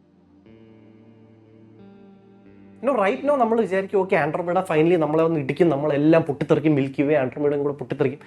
പക്ഷേ it's actually quite anticlimactic. അങ്ങനെയൊന്നും സംഭവിക്കില്ല. ഈ സ്റ്റാർസിൻ്റെ ഇടയിൽ ആക്ച്വലി ഒരുപാട് സ്പേസ് ഉണ്ട്. മിൽക്കി വേയിലെ സ്റ്റാർസിൻ്റെ ഇടയിൽ ഒരുപാട് സ്പേസ് ഉണ്ട്. ആൻഡ്രോമീഡയിലെ സ്റ്റാർസിൻ്റെ ഇടയിൽ ഒരുപാട് സ്പേസ് ഉണ്ട്. ഈ സ്റ്റാർസ് ഒന്നും കറക്റ്റ് തമ്മിൽ ഇടിക്കുകയൊന്നുമില്ല. ഇതിൻ്റെയൊക്കെ ഇടയിൽ ഒരുപാട് സ്പേസ് ഉള്ളതുകൊണ്ട് ഈ ഗാലക്സീസ് രണ്ടും ആക്ച്വലി ഗ്രേസ്ഫുള്ളി മേർജ് ചെയ്യും. അത്രേ സംഭവിക്കും. നൈറ്റ് സ്കൈയിൽ ഒരുപാട് കൂടുതൽ സ്റ്റാർസ് ഉണ്ടായിരിക്കും, അല്ലാതെ മാസീവ് പൊട്ടിത്തെറികൾ അധികം ഒന്നും സംഭവിക്കാൻ പോകുന്നില്ല. നമ്മുടെ മിൽക്കി വേ, ആൻഡ്രോമീഡയൊക്കെ നമ്മുടെ യൂണിവേഴ്സിലെ വെറും 2 ഗാലക്സീസാണ്. ഇതുപോലെ മറ്റ് 10,000 കോടി ഗാലക്സീസ് എങ്കിലും ഉണ്ടെന്നാണ് ആസ്ട്രോണോമേഴ്സ് പറയുന്നത്. എന്നിട്ടാണ് നമ്മൾ ഈ ചെറിയ ഭൂമി കിടന്ന് ഈ പ്രഹസനമെല്ലാം കാണിക്കുന്നത്. നമ്മളൊരു സിംഗിൾ ഗ്രെയിൻ ഓഫ് സാൻഡ് എടുത്ത് ആകാശത്തേക്ക് ഇങ്ങനെ വെച്ചാൽ അത് കവർ ചെയ്യുന്ന ഏരിയയിൽ 10,000 ഗാലക്സീസ് എങ്കിലും ഉണ്ടായിരിക്കും. അതിൽ ഓരോ ഗാലക്സിയിലും കോടിക്കണക്കിന് സ്റ്റാർസ് ഉണ്ട്. മിക്ക സ്റ്റാർസിനെയും ചുറ്റുന്ന പ്ലാനറ്റ്സ് ഉണ്ട്, മിക്ക പ്ലാനറ്റ്സിനെ ചുറ്റുന്ന മൂൺസും ഉണ്ട്. Space is old, space is weird, space is big. In fact it is bigger than big, it is bigger than huge, it is bigger than enormous or colossal or humongous or immense. The only word fit to describe the size of space would be astronomical. Okay, so നമ്മുടെ ആസ്ട്രോണമിയെ പറ്റിയുള്ള discussion ഇവിടെ കഴിയാണ്. ഇനി as always നമ്മൾ മറ്റ് ചില interesting കാര്യങ്ങളെ പറ്റി discuss ചെയ്യാൻ പോകുന്നു. ആസ്ട്രോണമിയോട് റിലേറ്റഡ് ആയിട്ടുള്ള തന്നെ, പക്ഷേ മറ്റ് ചില ഇൻട്രസ്റ്റിംഗ് കാര്യങ്ങളെ പറ്റി ഡിസ്കസ് ചെയ്യാം. നിങ്ങൾക്ക് പ്യുവർ ആസ്ട്രോണമിയെ പറ്റി മാത്രം അറിയാൻ താല്പര്യം ഉണ്ടായിരുന്നെങ്കിൽ ഐ അണ്ടർസ്റ്റാൻഡ് ഈ എപ്പിസോഡ് ഓൾറെഡി നല്ല ലോങ് ആണ്, നിങ്ങൾക്ക് ഇവിടെ നിർത്താം. പക്ഷേ റിലേറ്റഡ് ആയിട്ടുള്ള ചില ഇൻട്രസ്റ്റിംഗ് കാര്യങ്ങളെ പറ്റി നിങ്ങൾക്ക് കേൾക്കാൻ താല്പര്യം ഉണ്ടെങ്കിൽ ലെറ്റ്സ് ബിഗിൻ. നമുക്ക് ആദ്യം തന്നെ ഈ എപ്പിസോഡിൻ്റെ തുടക്കത്തിൽ ഒരു ക്വസ്റ്റ്യൻ ഡിസ്കസ് ചെയ്തല്ലോ, അതിലേക്ക് വരാം. ഞാൻ ഈ ഇടയ്ക്ക് ആസ് ഐ സെഡ് നിങ്ങൾ അയച്ചു തന്നൊരു റീല് കാണാനിടയിൽ. ഈ പരന്നാണോ ഉരുണ്ടാണോ കാണാൻ ആരെങ്കിലും ഭൂമിനെ നേരിട്ട് കണ്ടിട്ടുണ്ടോ? ഫോട്ടോ പോലും എടുക്കാൻ പറ്റില്ല. ഫസ്റ്റ് ഓഫ് ഓൾ ഈ ഫ്ലാറ്റ് എർത്തേഴ്സ് പറയുന്നത് എന്താണെന്ന് നമുക്ക് മനസ്സിലാക്കാൻ ശ്രമിക്കാം. ഫ്ലാറ്റ് എർത്തേഴ്സ് പറയുന്നത് ഭൂമി ഒരു പരന്ന ഡിസ്ക്കാണ്, ആ ഡിസ്കിൻ്റെ നടുക്കാണ് നോർത്ത് പോൾ, ആ ഡിസ്കിൻ്റെ ചുറ്റും ഒരു മതിൽ പോലെയാണ് സൗത്ത് പോൾ എന്ന്, അന്റാർട്ടിക്ക എന്ന്. ആൻഡ് ആ ഡിസ്കിൻ്റെ പുറത്തൊരു ഡോം പോലെയാണ് അറ്റ്മോസ്ഫിയർ എന്ന്. പിന്നെ ഇത് കേൾക്കാൻ നല്ല രസമുണ്ട്, പക്ഷേ ഇതങ്ങനെയല്ല. ആൻഡ് അത് വളരെ ഈസി ആയിട്ട് പ്രൂവ് ചെയ്യാം. പ്രൂഫ് നമ്പർ 1, നിങ്ങളൊരു പാത്രത്തിൽ വെള്ളം തിളപ്പിക്കുകയാണെങ്കിൽ വാട്ട് ഹാപ്പൻസ് ഇസ് ആ ഫ്ലെയിമിൽ നിന്നുള്ള ഹീറ്റ് എനർജി വാട്ടർ മോളിക്യൂൾസിലേക്ക് പോകും. വാട്ടർ മോളിക്യൂൾസ് അജിറ്റേറ്റഡ് ആവാൻ തുടങ്ങും, ഇങ്ങനെ മൂവ് ചെയ്തുകൊണ്ടേയിരിക്കും. ആ മോഷൻ കൂടുന്തോറും നമ്മൾ പറയും വെള്ളത്തിൻ്റെ ടെമ്പറേച്ചറും കൂടുന്നു എന്ന്. ഉണ്ടാവും സഫിഷ്യൻറ്റ് എനർജി ഈ വാട്ടർ മോളിക്യൂളിന് കിട്ടുമ്പം ഇത് തെറിച്ച് മുകളിലോട്ട് പോകും. അപ്പോഴാണ് നമ്മൾ വാട്ടർ ഇവാപ്പറേറ്റ് ചെയ്തു എന്ന് പറയുന്നത്. ഇത് രക്ഷപ്പെട്ട് മുകളിലോട്ട് പോകും. പക്ഷേ ഈ വാട്ടർ മോളിക്യൂളിന് എസ്കേപ്പ് ചെയ്യണമെങ്കിൽ ഇതിന് മുകളിലുള്ള ഇത്രയും വെയിറ്റ് ഓഫ് എയറിനെ തരണം ചെയ്തിട്ട് വേണം മുകളിലോട്ട് പോകാൻ. കാരണം ഇവിടെയൊക്കെ മുകളിലല്ല എയർ ആണല്ലോ, ആ എയറിനൊരു വെയിറ്റ് ഉണ്ട്. ആ വെയിറ്റിനെ തരണം ചെയ്ത് വേണം ഈ വാട്ടർ മോളിക്യൂളിന് മുകളിലോട്ട് പോകാൻ.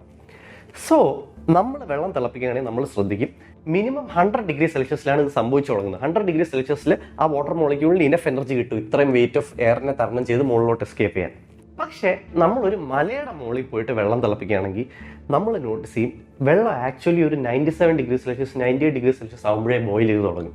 ഇതിൻ്റെ കാരണം എന്താണെന്ന് വെച്ചാൽ ഒരു മലയുടെ മുകളിൽ അത്രയും വെയിറ്റ് ഓഫ് എയർ ഇല്ല, നമ്മൾ ഗ്രൗണ്ട് ലെവലിലുള്ള അത്രയും വെയിറ്റ് ഓഫ് എയർ കുറഞ്ഞു. അതുകൊണ്ട് തന്നെ വാട്ടർ മോളിക്യൂളിന് എസ്കേപ്പ് ചെയ്യാൻ അത്രയും എനർജി വേണ്ട, കുറച്ചുകൂടെ കുറവ് എനർജിയിൽ വാട്ടർ മോളിക്യൂളിന് മുകളിലേക്ക് എസ്കേപ്പ് ചെയ്യാൻ പറ്റും. സോ 97-98 ഡിഗ്രി സെൽഷ്യസിൽ വെള്ളം ബോയിൽ ചെയ്യാൻ തുടങ്ങും. റഫ്ലി for every 300 meters height gain, the boiling point of water reduces by 1 degree Celsius.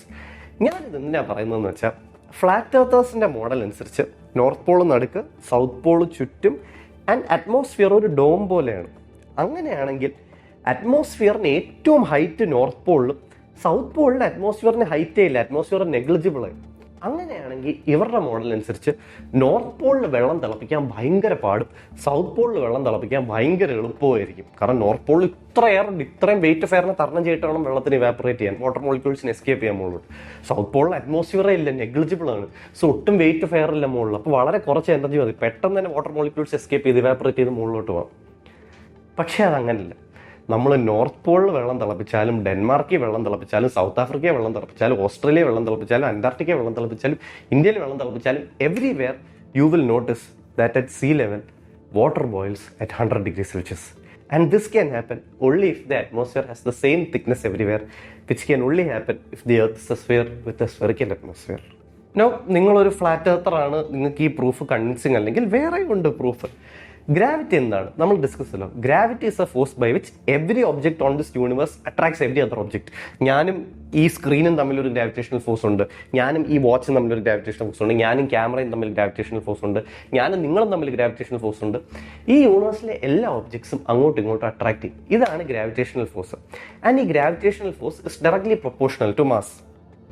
ഭൂമിയെ പോലൊരു ലാർജ് ഒബ്ജക്റ്റ് സ്വന്തം ഗ്രാവിറ്റി കാരണം, ഗ്രാവിറ്റി എന്ന് പറഞ്ഞാൽ ഇൻവേർഡ് ഇങ്ങനെ അട്രാക്ട് ചെയ്യുന്ന ഫോഴ്സ് ആണല്ലോ, സ്വന്തം ഗ്രാവിറ്റി കാരണം ഓട്ടോമാറ്റിക്കലി ഒരു സ്ഫിയറിലോട്ട് ക്രഷ്ഡ് ആവേണ്ടതാണ്. അതാണ് നമ്മൾ ഔട്ടർ സ്പേസിൽ നോക്കിയാൽ എല്ലാ മാസീവ് ഒബ്ജക്ട്സും, സൺ ആണെങ്കിലും മറ്റ് പ്ലാനറ്റ്സ് ആണെങ്കിലും സാറ്റലൈറ്റ്സ് ആണെങ്കിലും എല്ലാം സ്വന്തം വെയിറ്റിൽ ഓട്ടോമാറ്റിക്കലി ക്രഷ്ഡ് ആവും ഒരു സ്ഫിയറിലോട്ട്. അത് ഗ്രാവിറ്റിയുടെ പ്രോപ്പർട്ടിയാണ്. ഗ്രാവിറ്റി ഇങ്ങനെ അട്രാക്ട് ചെയ്തുകൊണ്ടിരിക്കുകയല്ലേ, ഇത്രയും മാസീവ് സാധനം സ്വന്തമായിട്ട് അട്രാക്ട് ചെയ്യുമ്പോൾ ഓട്ടോമാറ്റിക്കലി ഒരു ബോളായിട്ട് ക്രഷ്ഡ് ആവും. ദ പ്രോബ്ലം ഇസ് ഇതിനോട് ഫ്ലാറ്റ് എർത്തേഴ്സ് അഗ്രി എങ്കിലും ഫ്ലാറ്റ് എർത്തേഴ്സ് പറയുന്നത് വെച്ചാൽ ഗ്രാവിറ്റി ഇല്ല, ഫ്ലാറ്റ് എർത്തേഴ്സ് പറഞ്ഞാൽ ഗ്രാവിറ്റി എന്ന് പറയുന്ന ഒരു സ്കാമാണ്. എർത്ത് ജസ്റ്റ് മുകളിലോട്ട് 9.8 മീറ്റർ പെർ സെക്കൻഡ് സ്ക്വയറിൽ ആക്സിലറേറ്റ് ചെയ്യുന്ന ഒരു ഡിസ്ക്കാണ്. ഫ്ലാറ്റ് എർത്തേഴ്സ് പറയും എർത്ത് റൗണ്ട് അല്ല, മറിച്ചൊരു ഡിസ്ക്കാണ്. നമ്മൾ ഡിസ്കിന്റെ പുറത്താണ്. ഡിസ്ക് മുകളിലോട്ട് 9.8 metre per second square accelerate ചെയ്യുന്നത്. അതുകൊണ്ടാണ് നമുക്ക് താഴോട്ടൊരു ഫോഴ്സ് ഫീൽ ചെയ്യുന്നതെന്ന്. ഇങ്ങനെയല്ല, അതും നമുക്ക് വളരെ ഈസിലി പ്രൂവ് ചെയ്യാം. നിങ്ങൾ ഒരു പെൻഡുലം എടുക്കുകയാണെങ്കിൽ പെൻഡുലം നമ്മൾ നോട്ടീസ് ചെയ്യും എപ്പോഴും താഴോട്ടായിരിക്കും പോയിന്റ് ചെയ്യുന്നത്. പക്ഷെ ഒരു വലിയ മലയുടെ അടുത്ത് പോയിട്ട് പെൻഡുലം നിങ്ങളെടുത്താൽ you will notice that ever so slightly ഈ പെൻഡുലം മലയുടെ ഡയറക്ഷനിലോട്ട് ടിൽറ്റ് ചെയ്യും. ആൻഡ് ദാറ്റ് ഇസ് ബിക്കോസ് മല ഇത്ര മാസീവ് ആണ്. അതുകൊണ്ട് തന്നെ അത് ആ പെൻഡുലത്തിനെ ചെറുതായിട്ട് അട്രാക്ട് ചെയ്യും അതിൻ്റെ ഗ്രാവിറ്റി കാരണം. Gravity is proportional to mass നമ്മൾ പറഞ്ഞില്ല. അത്ര മാസീവ് ആയിട്ടുള്ള മലയ്ക്ക് ഒരു slight force of gravity exert ചെയ്യാൻ പറ്റും. അത് പെൻഡുലത്തിനെ ചെറുതായിട്ട് മലയുടെ ഡയറക്ഷനിലോട്ട് നീക്കും. Which means the earth is not accelerating upwards. അതല്ല gravity. Gravity is the force by which all the objects in this universe attract each other. അങ്ങനെയാണെങ്കിൽ ഭൂമി ഓട്ടോമാറ്റിക്കലി സ്വന്തം ഗ്രാവിറ്റി കാരണം ഒരു സ്ഫിയർ ആവും. എല്ലാ മാസീവ് ഒബ്ജക്ട്സും സ്പേസിലെ ഇൻഫാക്ട് അത്ര മാസീവ് ആയതുകൊണ്ട് തന്നെ സ്വന്തം ഇൻവേർട്ട് ഗ്രാവിറ്റി കാരണം ഒരു സ്ഫിയർ ആവും. ഒരു ഡിസ്കിന്, ഇത്രയും മാസീവ് ഡിസ്കിന് സ്പേസിൽ സർവൈവ് ചെയ്യാൻ പറ്റില്ല. ഓട്ടോമാറ്റിക്കലി അതൊരു സ്ഫിയർ ആവും. ഇനി ഇതും ഒരു ഫ്ലാറ്റ് എർത്തറിന് കൺവിൻസിങ് അല്ലെങ്കിൽ ഒരു 3500 രൂപയുടെ കാര്യമുള്ളൂ. നിങ്ങളൊരു 3500, മാക്സിമം ഒരു 5000 രൂപ ചിലവാക്കിയാൽ നിങ്ങൾക്ക് ഒരു ചെറിയ ഹൈ ഓൾട്ടിറ്റ്യൂഡ് വെതർ ബലൂൺ കിട്ടും. ചില ഫോറിൻ സ്കൂൾസിലൊക്കെ അവർ ചെയ്യാറുണ്ട്. എന്താ ചെയ്യേണ്ടത് പറഞ്ഞാൽ ആ വെതർ ബലൂണിലോട്ട് ഒരു ക്യാമറ അറ്റാച്ച് ചെയ്യുക. ക്യാമറയും ഫോണും തമ്മിൽ സിഗ്നൽ ട്രാൻസ്മിറ്റ് ചെയ്യാനുള്ള സംവിധാനം ഉണ്ടാക്കുക. വെതർ ബലൂൺ പരത്തി വിടുക. അതൊരു 25 കിലോമീറ്റർ എടുക്കുമ്പോഴത്തേക്കും അത് ഫോട്ടോസ് എടുത്ത് നിങ്ങളുടെ ഫോണിലോട്ട് അയച്ചു തരും. അതിൽ നമുക്ക് ഭൂമിയുടെ കർവേച്ചർ കാണാൻ സാധിക്കും. വേറെ ഒന്നും ചെയ്യേണ്ട. എന്തൊക്കെ ചെയ്തിട്ടും ഭൂമി ഉരുണ്ടതാണെന്ന് വിശ്വസിക്കില്ലെങ്കിൽ ഒരു 3500 to 5000 രൂപ ചിലവാക്കിയാൽ നിങ്ങൾ എടുക്കുന്ന ഫോട്ടോ നിങ്ങൾക്ക് കാണാം. അതിൽ ഭൂമിയുടെ കർവേച്ചർ വ്യക്തമായിട്ട് കാണാൻ സാധിക്കും. ഇത്ര അടുത്ത് നിൽക്കുന്നതുകൊണ്ടാണ് ഭൂമി പരന്നതായിട്ട് തോന്നുന്നത്. ഒരു 30 കിലോമീറ്റർ മുകളിലോട്ട് പോയാൽ ഭൂമിയുടെ കർവേച്ചർ ഓട്ടോമാറ്റിക്കലി കാണാൻ സാധിക്കും. So the next time Shine Tom Chacko or any other flat earther for that matter വന്ന് ഭൂമി പരന്നതാണെന്ന് പറയുകയാണെങ്കിൽ we can convince them by saying this, hopefully. ഈ ഫ്ലാറ്റ് എർത്ത് എന്ന കോൺസെപ്റ്റിൽ നമ്മളിൽ അറ്റ്ലീസ്റ്റ് ഒരു 99% ആൾക്കാരും വിശ്വസിക്കുന്നില്ല എന്ന് എനിക്കറിയാം. ഹവർ വീഡിയോൻ്റെ തുടക്കം ഈ ചോദ്യം ഉന്നയിച്ചുകൊണ്ട് മാത്രം ഞാൻ പെട്ടെന്ന് ക്ലാരിഫൈ ചെയ്തെന്ന് മാത്രം. ഇനി ഞാൻ പറയുന്നത് പോലെ നമ്മൾ ഡിസ്കസ് ചെയ്യണമെന്ന് ഞാൻ ആഗ്രഹിക്കുന്ന കുറച്ച് ആസ്ട്രോണമി റിലേറ്റഡ് ആയിട്ടുള്ള ഇമ്പോർട്ടൻറ്റ് കാര്യങ്ങളിലേക്ക് വരാം. Okay, so you hope you are ready. Let's begin. What has always baffled me is how little fundamental understanding of physics people have. പൊതുജനത്തിന് ഫിസിക്സിനെ പറ്റി എത്ര കുറവ് ഫണ്ടമെന്റൽ അണ്ടർസ്റ്റാൻഡിങ് ഉള്ളത് എന്ന് തന്നെ എപ്പോഴും ബാഫിൾ ചെയ്യുന്ന ഒരു കാര്യമാണ്. And I'm not saying എനിക്കെല്ലാ ഫിസിക്സ് പറയാം. നോ, ഞാനിത് കുറേ കഷ്ടപ്പെട്ട് പഠിച്ചെടുത്ത ഒരാളാണ്. ആൻഡ് എനിക്ക് ഈ കഷ്ടപ്പെട്ട് പഠിക്കേണ്ടി വന്നു. നിങ്ങളൊരു മെജോറിറ്റി ആൾക്കാർ ഫിസിക്സ് ഇട്ട് സ്ട്രഗിൾ ചെയ്യുന്നത് ഇറ്റ്സ് ബിക്കോസ് നമുക്ക് ആർക്കും നല്ല ഫിസിക്സ് ടീച്ചേഴ്സ് ഇല്ലായിരുന്നു. ഫിസിക്സിന്റെ ഫണ്ടമെന്റൽ അണ്ടർസ്റ്റാൻഡിംഗ് ഉള്ള ടീച്ചേഴ്സ് ഇല്ലായിരുന്നു. ഫിസിക്സ് ട്രൂലി മനസ്സിലാക്കണമെങ്കിൽ, ഫിസിക്സിന്റെ ബ്യൂട്ടി അപ്രിഷിയേറ്റ് ചെയ്യണമെങ്കിൽ ഫിസിക്സിന്റെ ബേസ് അറിഞ്ഞിരിക്കുന്നത് ഭയങ്കര ഇമ്പോർട്ടൻ്റ്. ഫിസിക്സ് മാത്സ് പോലല്ല. മാത്സിൽ ബേസ് അറിഞ്ഞുകൂടെങ്കിൽ നിങ്ങൾക്ക് അഡീഷൻ, മൾട്ടിപ്ലിക്കേഷൻ, സബ്ട്രാക്ഷൻ, ഡിവിഷൻ ഇതൊന്നും അറിഞ്ഞുകൂടെങ്കിൽ നിങ്ങൾക്ക് 10ാം ക്ലാസ് പോലും പാസ്സാകാൻ പറ്റില്ല. പക്ഷെ ഫിസിക്സിൽ അതിൻ്റെ ആവശ്യമൊന്നുമില്ല. വെറും ഒരു സർഫസ് ലെവൽ നോളജ് വെച്ച് കുറേ ഫോർമുല കാണാതെ പഠിച്ച് പാസ്സായി പോവാം. ഇതുകൊണ്ട് തന്നെ സിലബസ് നിങ്ങളെ ബേസ് പഠിപ്പിക്കണമെന്നൊന്നുമില്ല. നിങ്ങൾ എന്തെങ്കിലും കാണാതെ പഠിച്ചാൽ മതി എന്ന്. ടീച്ചേഴ്സിനും നിങ്ങൾ എന്തെങ്കിലും മാർക്ക് വാങ്ങിച്ചാൽ മതി എന്ന്. അല്ലാതെ അവർ ഫണ്ടമെന്റൽസ് പഠിക്കണമെന്നൊന്നുമില്ല. ഞാൻ ഒരിക്കലും എല്ലാ ടീച്ചേഴ്സിനും ഉദ്ദേശിക്കുന്നത്. I know there handful of teachers were very sincere and very passionate and they really want the students to learn and I have utmost respect for them. പക്ഷേ ഒട്ടുമിക്ക ടീച്ചേഴ്സിനും ഒന്നെങ്കിൽ ഫിസിക്സിന്റെ ഫണ്ടമെന്റൽസ് അറിയില്ല, അല്ലെങ്കിൽ അത് പഠിപ്പിച്ചു കൊടുക്കാനുള്ള ഒരു ക്ഷമയില്ല. ഇതുകൊണ്ട് തന്നെ ഒരു വാസ്റ്റ് മെജോറിറ്റി ഓഫ് ദ പോപ്പുലേഷനും ഫിസിക്സിന്റെ ഒരു ഫണ്ടമെന്റൽ അണ്ടർസ്റ്റാൻഡിംഗ് ഇല്ല. I have heard people equate Newton's third law of motion with karma. Newton's third law of motion എന്താ? Every action has an equal and opposite reaction. നിങ്ങൾ കാർമയിൽ വിശ്വസിച്ചു, that is perfectly all right. ഒരു വിശ്വാസം മറ്റേ വിശ്വാസത്തിനേക്കാൾ വെറുതോ ചെറുതോ അല്ല. നമുക്ക് ഇഷ്ടമുള്ളത് വിശ്വസിക്കാം. പക്ഷേ അതിന് ഒരിക്കലും ന്യൂട്ടൺസ് തേർഡ് ലോ ആയിട്ടൊന്ന് ഇക്വേറ്റ് ചെയ്യില്ല. ന്യൂട്ടൺ വല്ല കിണറ്റിലും ചാടിച്ചാവും. ന്യൂട്ടൺസ് തേർഡ് ലോ എന്താ പറയുന്നത്? Every action has N equal and opposite reaction. Which means നിങ്ങൾ ഒരു ഒബ്ജക്റ്റിൽ ഒരു ഫോഴ്സ് അപ്ലൈ ചെയ്താൽ ആ ഒബ്ജക്ട് തിരിച്ച് അതേ ഫോഴ്സ് അപ്ലൈ ചെയ്യും. ഞാൻ എൻ്റെ ഫിസ്റ്റ് കൊണ്ട് എൻ്റെ കവിളിൽ ഇടിച്ചാൽ എൻ്റെ ഫിസ്റ്റ് എൻ്റെ കവിളിൽ എക്സേർട്ട് ചെയ്യുന്ന സെയിം ഫോഴ്സ് എൻ്റെ കവിൾ എൻ്റെ ഫിസ്റ്റിൽ എക്സേർട്ട് ചെയ്യും. ആൻഡ് ദാറ്റ് ഇസ് ബിക്കോസ് ഫിസ്റ്റും കവിളും തമ്മിൽ ഇങ്ങനെ ഇടിക്കുമ്പോൾ ഫിസ്റ്റും കവിളും തമ്മിൽ ആക്ച്വലി തൊടുന്നില്ല. ഇത് രണ്ടും തമ്മിൽ ആക്ച്വലി തൊടുന്നില്ല. ആ ഡിസ്റ്റൻസ് ഇതും തമ്മിലുള്ള ഡിസ്റ്റൻസ് സോ മൈക്രോസ്കോപ്പിക് ദാറ്റ് എൻ്റെ കൈയിൻ്റെ സർഫസിലുള്ള ആറ്റംസിലെ ഇലക്ട്രോൺസും കവിളിലെ സർഫസിലുള്ള ആറ്റംസിന്റെ ഇലക്ട്രോൺസും അങ്ങോട്ടും ഇങ്ങോട്ടും ഇലക്ട്രിക് ഫോഴ്സ് വെച്ച് റിപ്പൽ ചെയ്യും. ഈ സെയിം ഫോഴ്സ് ആണ് കയ്യിലും ചീക്കിലും ഫീൽ ചെയ്യുന്നത്. അത്രയേ ഉള്ളൂ. ഇത്രയേ ന്യൂട്ടൺ പറഞ്ഞിട്ടുള്ളൂ. നൗ ഈ ഇടി, ചവിട്ട്, തള്ള്, തൊടുന്നത് ഇതെല്ലാം ഇലക്ട്രോമാഗ്നറ്റിക് ഫോഴ്സ് ആണ്. ഇലക്ട്രോമാഗ്നറ്റിക് ഫോഴ്സ് മാത്രമല്ല, gravitational force, strong force, week force, എല്ലാത്തിലും ന്യൂട്ടൺസ് തേർഡ് ലോ അപ്ലൈ ചെയ്യും. ന്യൂട്ടൺസ് തേർഡ് ലോ ഇത്ര മാത്രമേ പറയുന്നുള്ളൂ. Every action has N equal and opposition. ഞാൻ ഇങ്ങനെ ഇതിലിടിച്ചാൽ ഇത് സെയിം ഫോഴ്സ് തിരിച്ച് ഇതിൽ എക്സേർട്ട് ചെയ്യും. അല്ലാതെ ഞാൻ കഴിഞ്ഞ ആഴ്ച ഞാൻ ഒരു തൻ്റെ 100 രൂപ മോഷ്ടിച്ചു, അതുകൊണ്ട് ഇന്ന് എൻ്റെ 500 രൂപ കളഞ്ഞു പോയി. ഇതൊന്നും അല്ല ന്യൂട്ടൺ ഉദ്ദേശിക്കുന്നത്. ന്യൂട്ടൺ ഒന്നും അറിഞ്ഞിട്ട് കൂടിയില്ല. ഇതൊന്നും അല്ല ന്യൂട്ടൺസ് തേർഡ് ലോ. ഇപ്പം നിങ്ങൾക്ക് തോന്നുന്നുണ്ടായിരിക്കും അയ്യേ നമ്മൾ അങ്ങനെയൊന്നും വിശ്വസിക്കില്ല, ന്യൂട്ടൺസ് തേർഡ് ലോ കാരണം ചെയ്യാം. എനിക്കറിയാം. ഞാൻ ഒരിക്കലും എൻ്റെ സബ്സ്ക്രൈബേഴ്സിനും എൻ്റെ വ്യൂവേഴ്സിനല്ല ഉദ്ദേശം. ലൈഫിൽ വളരെ വിരളമായി ഇങ്ങനത്തെ ആൾക്കാരെ കണ്ടിട്ടുണ്ട്. ഞാൻ ജസ്റ്റ് ഒരു എക്സാമ്പിൾ പറഞ്ഞു എന്ന് മാത്രം. Still, this apart, still I believe that people have very little fundamental understanding of physics. No, I don't mean to come across as harsh. ഞാൻ ഹാർഷ് ആവാനോ നിങ്ങൾ ഒഫൻഡ് ചെയ്യാനോ ഇൻസൾട്ട് ചെയ്യാനോ അതിനൊന്നും അല്ല അങ്ങനെ പറയുന്നത്. If I came across that way I am very sorry. ഞാൻ just point out ചെയ്യാൻ ശ്രമിക്കുന്നത്, നിങ്ങൾക്ക് മനസ്സിലാവും ഞാൻ ഈ പറഞ്ഞു വരുന്ന കാര്യങ്ങളിൽ നിന്ന്. ഞാൻ ജസ്റ്റ് പോയിന്റ് ഔട്ട് ചെയ്യാൻ ശ്രമിക്കുന്നത് ഈ സിസ്റ്റത്തിലെ ഒരു ഫണ്ടമെന്റൽ ഫ്ലോയെ കുറിച്ച്. നമുക്കെല്ലാം, നിങ്ങൾക്കും എനിക്കും four that matter, A lack of fundamental understanding of physics ഉണ്ട്. ആൻഡ് അത് ഏതൊരു സിമ്പിൾ ഫണ്ടമെന്റൽ എക്സാമ്പിളിട്ടും കാണിച്ചു തരാൻ പറ്റും. ഓക്കെ, ഇത് ആസ്ട്രോണമിയുടെ എപ്പിസോഡാണല്ലോ. Okay fine. സ്റ്റാർസിൽ നിന്ന് എന്തുകൊണ്ടാണ് ലൈറ്റ് വരുന്നത്? Why do stars give of light? ഇപ്പം നിങ്ങൾ നോക്കാം. ഓക്കെ, ഇത് നമ്മൾ ഇന്നത്തെ എപ്പിസോഡിൽ പഠിച്ചതാണല്ലോ. സ്റ്റാർസ് എന്ന് പറയുന്നത് huge clouds of hydrogen and helium ആണ്. അത് അടുത്തേക്ക് സ്വന്തം ഗ്രാവിറ്റി കാരണം വരും. ആ പ്രഷറിൽ ഹൈഡ്രജൻ ആറ്റംസ് ഫ്യൂസ് ചെയ്ത് ഹീലിയം ആവും. ഇതിൽ ഒരുപാട് എനർജി റിലീസ് ആവും. അപ്പം ലൈറ്റ് വരും. ഫൈൻ. പക്ഷേ ഈ ഒരുപാട് എനർജി റിലീസ് ആകുമ്പോൾ എന്തുകൊണ്ടാണ് ലൈറ്റ് വരുന്നത്? എനർജിക്ക് എത്ര ഫോംസ് ഉണ്ട്? അത് കൈനറ്റിക് എനർജി ആയി പോകാം, അത് ഹീറ്റ് എനർജി ആയി പോകാം. എന്തുകൊണ്ടാണ് ഈ ലൈറ്റ് വരുന്നത്? പ്രിറ്റി ഷുവർ ഈ വീഡിയോ കാണുന്നത് 95% ആൾക്കാർക്കും ഇതിൻ്റെ ഉത്തരം അറിഞ്ഞുകൊണ്ടായിരിക്കും. And that is never your fault. നിങ്ങൾക്ക് ഇതിന് ഉത്തരം അറിഞ്ഞുകൂടാത്തതിൻ്റെ കാര്യം നിങ്ങളെ പഠിപ്പിച്ച ടീച്ചേഴ്സിന് ഇതിൻ്റെ ഉത്തരം അറിഞ്ഞുകൂടാ. ഐദർ അവർക്ക് ഇതിൻ്റെ ഉത്തരം അറിഞ്ഞുകൂടാ, അല്ലെങ്കിൽ അവർക്ക് ഇതിൻ്റെ ഉത്തരം പറഞ്ഞു തരാനുള്ള സാവകാശം ഇല്ലായിരുന്നു. അവർക്ക് ഫിസിക്സിൻ്റെ ഫണ്ടമെന്റൽസ് പറഞ്ഞു തരാനുള്ള ഒരു ക്ഷമയില്ലായിരുന്നു. ഫിസിക്സിൻ്റെ ഫണ്ടമെന്റൽസ് അറിഞ്ഞുകൂടാത്തതുകൊണ്ടാണ് നമുക്ക് എന്തുകൊണ്ട് ഒരു സ്റ്റാറിൽ നിന്ന് ലൈറ്റ് വരുന്നു എന്ന് അറിഞ്ഞുകൂടാത്തത്. ഫിസിക്സിൻ്റെ ഫണ്ടമെന്റൽസ് അറിഞ്ഞുകൂടാതെ സർഫസ് ലെവൽ നോളജ് ഉള്ള ആരും പറയും അത് സ്റ്റാറിനകത്ത് ന്യൂക്ലിയർ ഫ്യൂഷൻ നടക്കുമ്പോൾ ലൈറ്റ് വരും. പക്ഷേ എന്തുകൊണ്ട് ലൈറ്റ് വരുന്നു എന്ന് ചോദിച്ചാൽ അയാൾക്ക് അറിഞ്ഞുകൂടാ. കാരണം അയാൾക്ക് ഫിസിക്സിൻ്റെ ഫണ്ടമെന്റൽസ് അറിഞ്ഞുകൂടാ. ഓക്കെ, ഇത്രയും പറയുന്ന സ്ഥിതിക്ക് my point is just this. ഫിസിക്സിൻ്റെ ഫണ്ടമെന്റൽസ് അറിയാമെങ്കിൽ നമ്മൾ ഫിസിക്സിൻ്റെ ബ്യൂട്ടി അപ്രിഷിയേറ്റ് ചെയ്ത് തുടങ്ങും. ഇത്രയും പറയുന്ന സ്ഥിതിക്ക് ഞാനിത് എക്സ്പ്ലെയിൻ ചെയ്യാം. Just covering the basics. We are going to learn the fundamentals of physics by learning why light comes from a star. Okay, let's begin. തുടങ്ങുന്നതിന് മുമ്പ് എനിക്ക് ജസ്റ്റ് പറയാനുള്ളത്, ഒരു നല്ല ഫിസിക്സ് ടീച്ചറിന് പറഞ്ഞു തരാൻ പറ്റുന്ന അത്രയും ക്ലാരിറ്റിയിൽ എനിക്ക് പറഞ്ഞു തരാൻ പറ്റില്ല പോസിബിളി. പക്ഷേ ഐ സ്റ്റിൽ ട്രൈ.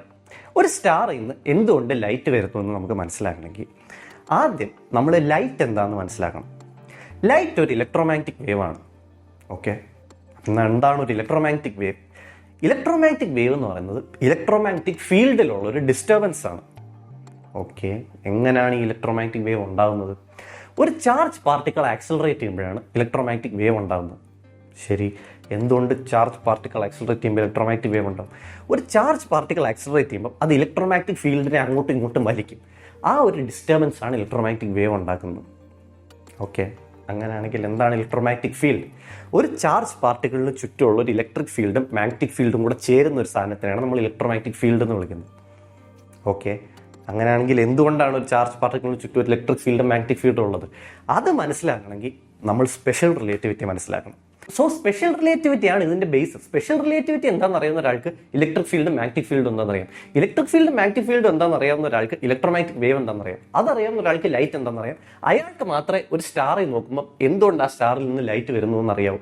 ബാക്കി എല്ലാവരും ചുമ്മാ ഒരു സർഫസ് ലെവൽ നോളജ് ഇട്ട് പറയാം, ഓ അത് ഫ്യൂഷൻ നടക്കും അപ്പോൾ അതിൽ നിന്ന് ലൈറ്റ് വരും. ഇതൊന്നും അറിഞ്ഞൂടാത്ത ഒരാൾക്ക് ബേസ് അറിഞ്ഞൂടാ. And it's actually not that difficult. ഞാൻ ഇപ്പോൾ സ്പെഷ്യൽ റിലേറ്റിവിറ്റി ഇലക്ട്രോമാഗ്നറ്റിക് ഫീൽഡ് എന്നൊക്കെ പറയുമ്പോൾ നിങ്ങൾക്ക് ഓക്കെ ഇതെന്തോ കൂടിയ സാധനം, ഇതൊക്കെയാണ് ഫിസിക്സിന്റെ base. No, it's actually pretty simple. Okay, we'll learn now. We'll understand thoroughly why stars give off light. Let's begin. Charge particles തമ്മിൽ അട്രാക്റ്റും റിപ്പല്ലും ചെയ്യും. ലൈക്ക് ചാർജസ് റിപ്പൽ ചെയ്യും, അൺലൈക്ക് ചാർജസ് അട്രാക്ട് ചെയ്യും. ഒരു പ്രോട്ടോണും റിപ്പൽ ചെയ്യും, കാരണം രണ്ടിനും പോസിറ്റീവ് ചാർജാണ്. ഒരു ഇലക്ട്രോണും റിപ്പൽ ചെയ്യും, രണ്ടിനും നെഗറ്റീവ് ചാർജാണ്. ഒരു പ്രോട്ടോൺ പോസിറ്റീവ് ചാർജാണ്, ഇലക്ട്രോൺ നെഗറ്റീവ് ചാർജാണ്. ഒരു പ്രോട്ടോണും ഒരു ഇലക്ട്രോണും അട്രാക്ട് ചെയ്യും. അതാണ് ഞാൻ പറയുന്നത് unlike charges attract, like charges ripple. ഈ അട്രാക്ഷനും റിപ്പൾഷനും എന്നൊക്കെ പറയുന്നത്, റിപ്പൾഷൻ അട്രാക്ഷൻ. ഇത് രണ്ട് ഫോഴ്സസ് ആണ്. കാരണം റിപ്പൾഷൻ എന്ന് പറഞ്ഞാൽ തള്ളി നീക്കുക, അട്രാക്ഷൻ എന്ന് പറഞ്ഞാൽ അടുത്തേക്ക് വലിക്കുക. സോ ഇത് രണ്ട് ഫോഴ്സസ് ആണ്. ഈ ഫോഴ്സ് ഈ ചാർജ് പാർട്ടിക്കിൾസ് എക്സേർട്ട് ചെയ്യുന്നത് ഒരു ഇലക്ട്രിക് ഫീൽഡിലൂടെയാണ്. ഇലക്ട്രിക് ഫീൽഡ് എന്ന് പറഞ്ഞാൽ ഒരു ചാർജ് പാർട്ടിക്കിളിന് ചുറ്റുമുള്ള ഒരു ഫോഴ്സ് ഫീൽഡാണ്, ഒരു area where another charge experiences force. ഇപ്പോൾ ഇതൊരു ഇലക്ട്രോൺ ആണ്, ഇതിന് ചുറ്റും ഒരു ഇലക്ട്രിക് ഫീൽഡ് ഉണ്ട്. ഇലക്ട്രിക് ഫീൽഡ് എന്ന് പറയുന്നത് ഒരു ഫോഴ്സ് ഫീൽഡാണ്, ഫോഴ്സ് എക്സേർട്ട് ചെയ്യാൻ പറ്റുന്ന ഒരു ഏരിയയാണ്. ഇങ്ങോട്ട് ഞാൻ മറ്റൊരു ഇലക്ട്രോണെ കൊണ്ടുവന്നാൽ ഈ ഇലക്ട്രോൺ അത് തള്ളാൻ തുടങ്ങും. ആൻഡ് ഈ ഇലക്ട്രിക് ഫീൽഡിൻ്റെ പവർ ഈ ഇലക്ട്രോണിൻ്റെ അടുത്ത് ഭയങ്കര കൂടുതലായിരിക്കും, ദൂരെ പോകുന്നതും കുറവായിരിക്കും. അപ്പം ഞാൻ മറ്റൊരു ഇലക്ട്രോൺ എടുത്തു, ഈ ഇലക്ട്രോണിൻ്റെ അടുത്ത് കൊണ്ടുവന്നാൽ ഭയങ്കരമായിട്ട് തള്ളും. കാരണം ഇവിടെ ഇലക്ട്രിക് ഫീൽഡ് സ്ട്രോങ് ആണ്, ദൂരെ ഇലക്ട്രിക് ഫീൽഡ് വീക്ക്. അപ്പം നമ്മൾ മറ്റൊരു ഇലക്ട്രോൺ ഇവിടെ കൊണ്ടുവന്നാൽ ചെറിയ റിപ്പൾഷനേ ഉള്ളൂ. അടുത്തടുത്ത് കൊണ്ടുവരുന്നതോറും റിപ്പൾഷൻ കൂടി വരും. ഓക്കെ, അതുപോലെ തന്നെ ഈ ഒരു ഇലക്ട്രോൺ ഉണ്ട്, ഈ ഇലക്ട്രോൺ ചുറ്റും ഒരു ഇലക്ട്രിക് ഫീൽഡ് ഉണ്ട്. ദൂരെ ഞാൻ ഒരു പ്രോട്ടോൺ വെച്ചാൽ അത് ചെറുതായിട്ട് അട്രാക്ട് ചെയ്യും, കാരണം ഇവിടേക്ക് ഇലക്ട്രിക് ഫീൽഡ് വീക്ക്. അടുത്ത് കൊണ്ടുവന്നാൽ ഭയങ്കര സ്ട്രോങ് ആയിട്ട് അട്രാക്ട് ചെയ്യും, കാരണം ഇവിടെ ഇലക്ട്രിക് ഫീൽഡ് സ്ട്രോങ് ആണ്. അപ്പോൾ നിങ്ങൾക്ക് ഒരു ഇലക്ട്രിക് ഫീൽഡ് എന്താണെന്ന് മനസ്സിലായാലും ഒരു ചാർജ് പാർട്ടിക്കിളിന് ചുറ്റും ഒരു ഏരിയയിൽ, ഒരു റീജിയനിൽ force can be exerted by the charge particle. ഈ ചാർജ് പാർട്ടിക്കിൾ ഫോഴ്സ് എക്സേർട്ട് ചെയ്യാൻ പറ്റും അതിന് ചുറ്റുമുള്ള ഏരിയയിൽ. ആ ഫോഴ്സ് എക്സേർട്ട് ചെയ്യുന്ന ആ ഒരു റീജിയനെ നമ്മളൊരു ഇലക്ട്രിക് ഫീൽഡ് എന്നാണ് വിളിക്കുന്നത്. Okay, so I hope that this is clear too. നിങ്ങൾക്ക് മനസ്സിലായില്ലെങ്കിൽ ചുമ്മാ ഒന്ന് റിവൈൻഡ് ചെയ്ത് കണ്ടാൽ മതി, മനസ്സിലാവും. ഓക്കെ, സോ നമുക്കൊരു ഇലക്ട്രിക് ഫീൽഡ് എന്താണെന്ന് മനസ്സിലായി. അങ്ങനെയാണെങ്കിൽ എന്താണ് മാഗ്നറ്റിക് ഫീൽഡ്? ഒരു സ്റ്റേഷനറി ചാർജ് പാർട്ടിക്കിളിന് ചുറ്റും ഒരു ഇലക്ട്രിക് ഫീൽഡ് ഉണ്ട്. ഞാൻ പറഞ്ഞല്ലോ, ഒരു ഇലക്ട്രോൺ ഉണ്ടെങ്കിൽ അതിന് ചുറ്റും ഒരു ഇലക്ട്രിക് ഫീൽഡ് ഉണ്ട്, പ്രോട്ടോൺ ഉണ്ടെങ്കിൽ അതിന് ചുറ്റും ഒരു ഇലക്ട്രിക് ഫീൽഡ് ഉണ്ട്. പക്ഷേ ഇതേ സ്റ്റേഷനറി പാർട്ടിക്കിൾ ഒരു കോൺസ്റ്റന്റ് വെലോസിറ്റി ആയിട്ട് മൂവ് ചെയ്ത് തുടങ്ങിയാൽ അതിന് ചുറ്റും ഒരു മാഗ്നറ്റിക് ഫീൽഡും വരും. എന്തുകൊണ്ട് ഈ മാഗ്നറ്റിക് ഫീൽഡ് വരുന്നു എന്ന് മനസ്സിലാക്കണമെങ്കിൽ നമ്മൾ സ്പെഷ്യൽ റിലേറ്റിവിറ്റി എന്താണെന്ന് അറിഞ്ഞിരിക്കണം. ഞാൻ സ്പെഷ്യൽ റിലേറ്റിവിറ്റിയെ പറ്റി, ഞാൻ തിയറി ഓഫ് റിലേറ്റിവിറ്റി പറ്റി ഒരു 1.5 മണിക്കൂർ വീഡിയോ നിസ്സാരത്തിൽ ചെയ്തിട്ടുണ്ട്. അതിൽ ഞാൻ റിലേറ്റിവിറ്റിയുടെ ഒരുപാട് ഏരിയാസ് കവർ ചെയ്യുന്നുണ്ട്. അത് കണ്ടാൽ നിങ്ങൾക്ക് റിലേറ്റിവിറ്റിയുടെ ഒരു 50% മനസ്സിലാവേണ്ടതാണ്. പക്ഷേ ഇപ്പോൾ അതൊന്നുകൂടെ എക്സ്പ്ലെയിൻ ചെയ്യാനുള്ള ടൈം ഇല്ലാത്തതുകൊണ്ട് സ്പെഷ്യൽ റിലേറ്റിവിറ്റി എന്താണെന്ന് ഞാൻ ഭയങ്കര ഒരു നട്ഷലി പറഞ്ഞുതരാം. ഏറ്റവും അറിഞ്ഞിരിക്കേണ്ട കാര്യം മാത്രം. ഇപ്പം നിങ്ങൾ ഒരിടത്ത് ഇരിക്കുകയാണെന്ന് വിചാരിച്ചു, സ്റ്റേഷനറി ആയിട്ടിരിക്കുകയാണ്. ഓക്കെ, നിങ്ങൾ എൻ്റെ ഫ്രണ്ടിൽ ഇങ്ങനെ ഇരിപ്പുണ്ട്, ഞാൻ ഭയങ്കര സ്പീഡിൽ ഓടുകയാണ്. ഞാൻ നിങ്ങളെ നോക്കുമ്പം നിങ്ങൾ ഭയങ്കര മെലിഞ്ഞിരിക്കുന്ന പോലെ തോന്നും. ആൻഡ് നിങ്ങളുടെ കയ്യിലൊരു ക്ലോക്ക് ഉണ്ടെങ്കിൽ ആ ക്ലോക്ക് ഭയങ്കര പതുക്കെ നീങ്ങുന്നത് പോലെ തോന്നും. നിങ്ങൾ എന്നെ നോക്കുമ്പം ഞാൻ ഭയങ്കര മെലിഞ്ഞതുപോലെ തോന്നും, എൻ്റെ കയ്യിലുള്ള ക്ലോക്ക് ഭയങ്കര പതുക്കെ നീങ്ങുന്ന പോലെ തോന്നും. ഇതിൻ്റെ റീസൺ എല്ലാം ഞാൻ ആ വീഡിയോയിൽ എക്സ്പ്ലെയിൻ ചെയ്യുന്നുണ്ട്. അപ്പോൾ നിങ്ങൾക്ക് റീസണൊക്കെ അറിയണമെങ്കിൽ പോയി കാണാം. പക്ഷേ ഇത്രയേ ഉള്ളൂ സംഭവം. ഇപ്പോൾ ഇറങ്ങിയിരിക്കാൻ ഇത്ര മതി. നിങ്ങൾ സ്റ്റേഷനറിയാണ്, ഞാൻ ഓടുകയാണെങ്കിൽ എന്നെ സംബന്ധിച്ചിടത്തോളം നിങ്ങൾ മെലിഞ്ഞിരിക്കും, നിങ്ങളുടെ ടൈം സ്ലോ ആയിരിക്കും. നിങ്ങളെ സംബന്ധിച്ചിടത്തോളം ഞാൻ മെലിഞ്ഞിരിക്കും, എൻ്റെ ടൈം സ്ലോ ആയിരിക്കും. ഈ മെലിഞ്ഞിരിക്കുന്നതിനെ നമ്മൾ ലെങ്ത് കോൺട്രാക്ഷൻ എന്ന് വിളിക്കും, ടൈം സ്ലോ ആയിരിക്കുന്നതിനെ നമ്മൾ ടൈം ഡയലേഷൻ എന്ന് വിളിക്കും. ഓക്കെ, ഇത്ര ഓർത്ത് വെച്ചിരിക്കുക, ഇത്ര മാത്രം ഓർത്ത് വെച്ചിരിക്കുക. ഇതറിയാൻ ഇത്രേൻ്റെ ആവശ്യമുള്ളൂ. ഫുൾ അറിയണമെങ്കിൽ വീഡിയോ ഉണ്ടാകും. നൗ ലെറ്റ്സ് സേ ഒരു ന്യൂട്രൽ ഒരു വയറുണ്ട്, ആൻഡ് വയറിൽ കൂടെ കറണ്ട് ഫ്ലോ ചെയ്യാണ്. Current flow is nothing but the flow of electrons. വയറിൽ കൂടെ ഇലക്ട്രോൺസ് ഇങ്ങനെ ഫ്ലോ ചെയ്യാണ്. വയർ ഇൻ ഇറ്റ്സ് എൻറ്റയർറ്റി ന്യൂട്രലാണ്. വയറിൽ equal number of protons electrons ഉണ്ട്. പക്ഷേ ഇലക്ട്രോൺസ് ഇങ്ങനെ ഡ്രിഫ്റ്റ് ചെയ്യാണ് ഒരു വെലോസിറ്റിയിൽ. നമ്മൾ എന്ത് ചെയ്യുന്നു?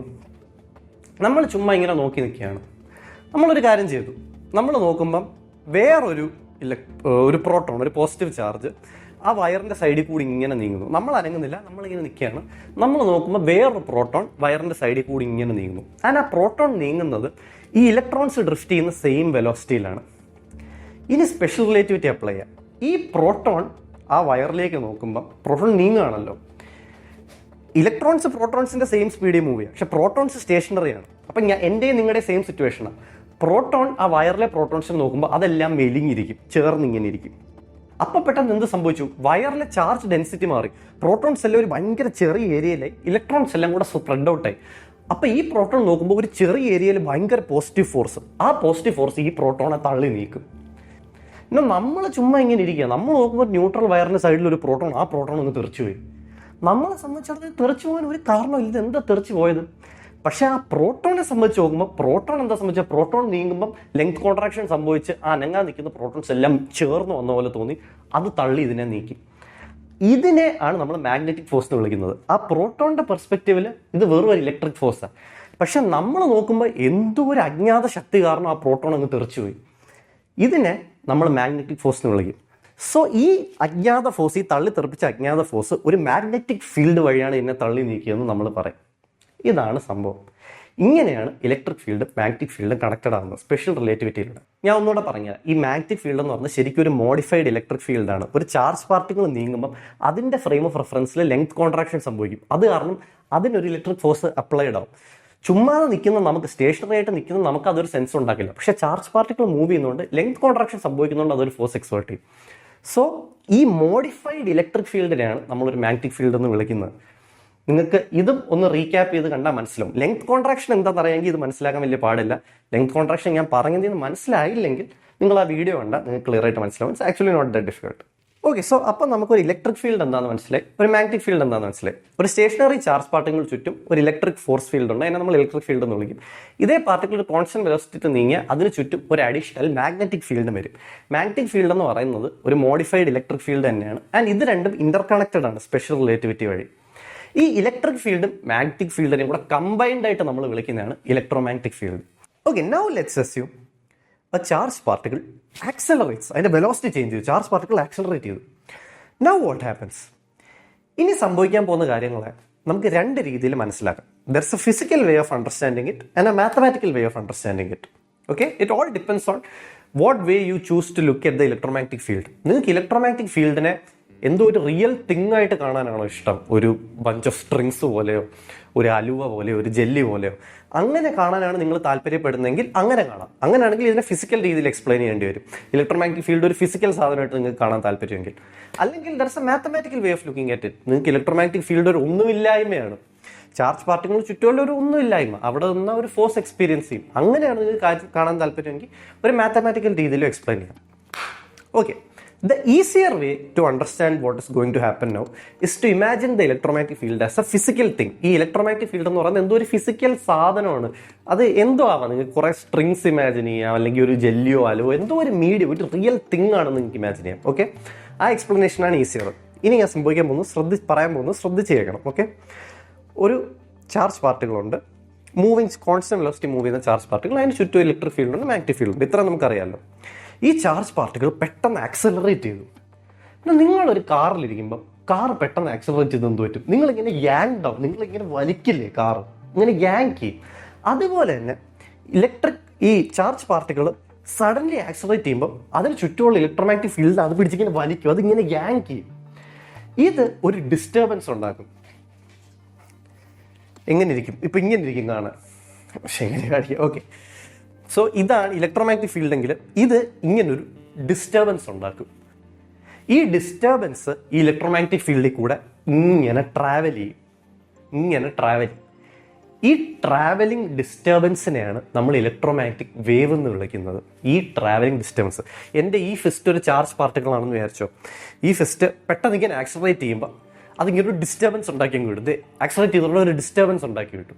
ഈ ഡിസ്റ്റർബൻസ് ഈ ട്രാവലിംഗ് ഡിസ്റ്റർബൻസിനെയാണ് നമ്മൾ ഇലക്ട്രോമാഗ്നറ്റിക് വേവ് എന്ന് വിളിക്കുന്നത്. ആൻഡ് ഇലക്ട്രോമാഗ്നറ്റിക് വേവിൻ്റെ മറ്റൊരു പേരാണ് light. No, as I said, there is a mathematical way of understanding this also. Mathematical വേയിൽ എന്താ സംഭവിക്കുന്നതെന്ന് പറഞ്ഞാൽ, ലെറ്റ്സ് സേ എൻ്റെ ഈ ഫിസ്റ്റ് ഒരു ചാർജ് പാർട്ടിക്കിളാണ്. ഇവിടെ എൻ്റെ ഈ കൈ ഇരിക്കുന്ന സ്ഥലത്ത് ഇലക്ട്രിക് ഫീൽഡ് മാഗ്നറ്റിക് ഫീൽഡ് നല്ല സ്ട്രോങ് ആയിരിക്കും, കാരണം ചാർജ് പാർട്ടിക്കിളിന് തൊട്ടടുത്താണല്ലോ. എൻ്റെ ഈ കൈ ഇരിക്കുന്ന സ്ഥലത്ത് electric field magnetic field weak ആയിരിക്കും, കാരണം ഇത്രയും ദൂരമില്ലേ. നോ, ലെറ്റ്സ് സേ ഈ ചാർജ് പാർട്ടിക്കിൾ പെട്ടെന്ന് ഇങ്ങോട്ട് ആക്സലറേറ്റ് ചെയ്തു. അപ്പോൾ എന്ത് സംഭവിക്കും? ഇവിടുത്തെ electric field magnetic field strong ആവും, ഇവിടുത്തെ electric field magnetic field weak ആവും, ഇല്ലേ? ഈ ചേഞ്ച് സംഭവിച്ചു. ലെറ്റ്സ് സേ, ഞാൻ കുറച്ചുകൂടെ ക്ലിയർ ആയിട്ട് എക്സ്പ്ലെയിൻ ചെയ്ത്, ഇത്തിരി പാടാ മനസ്സിലാക്കാൻ. ഇതൊരു ചാർജ് പാർട്ടിക്കിൾ ആണെന്ന് വിചാരിച്ചോ. ഇവിടുത്തെ ഇലക്ട്രിക് ഫീൽഡ് സ്ട്രോങ് ആയിരിക്കും, അല്ലേ? ഇത് തൊട്ടടുത്താണല്ലോ. ഇവിടുത്തെ ഇലക്ട്രിക് ഫീൽഡ് സ്ട്രോങ് ആയിരിക്കും, ഇവിടുത്തെ ഇലക്ട്രിക് ഫീൽഡ് കുഴപ്പമില്ല.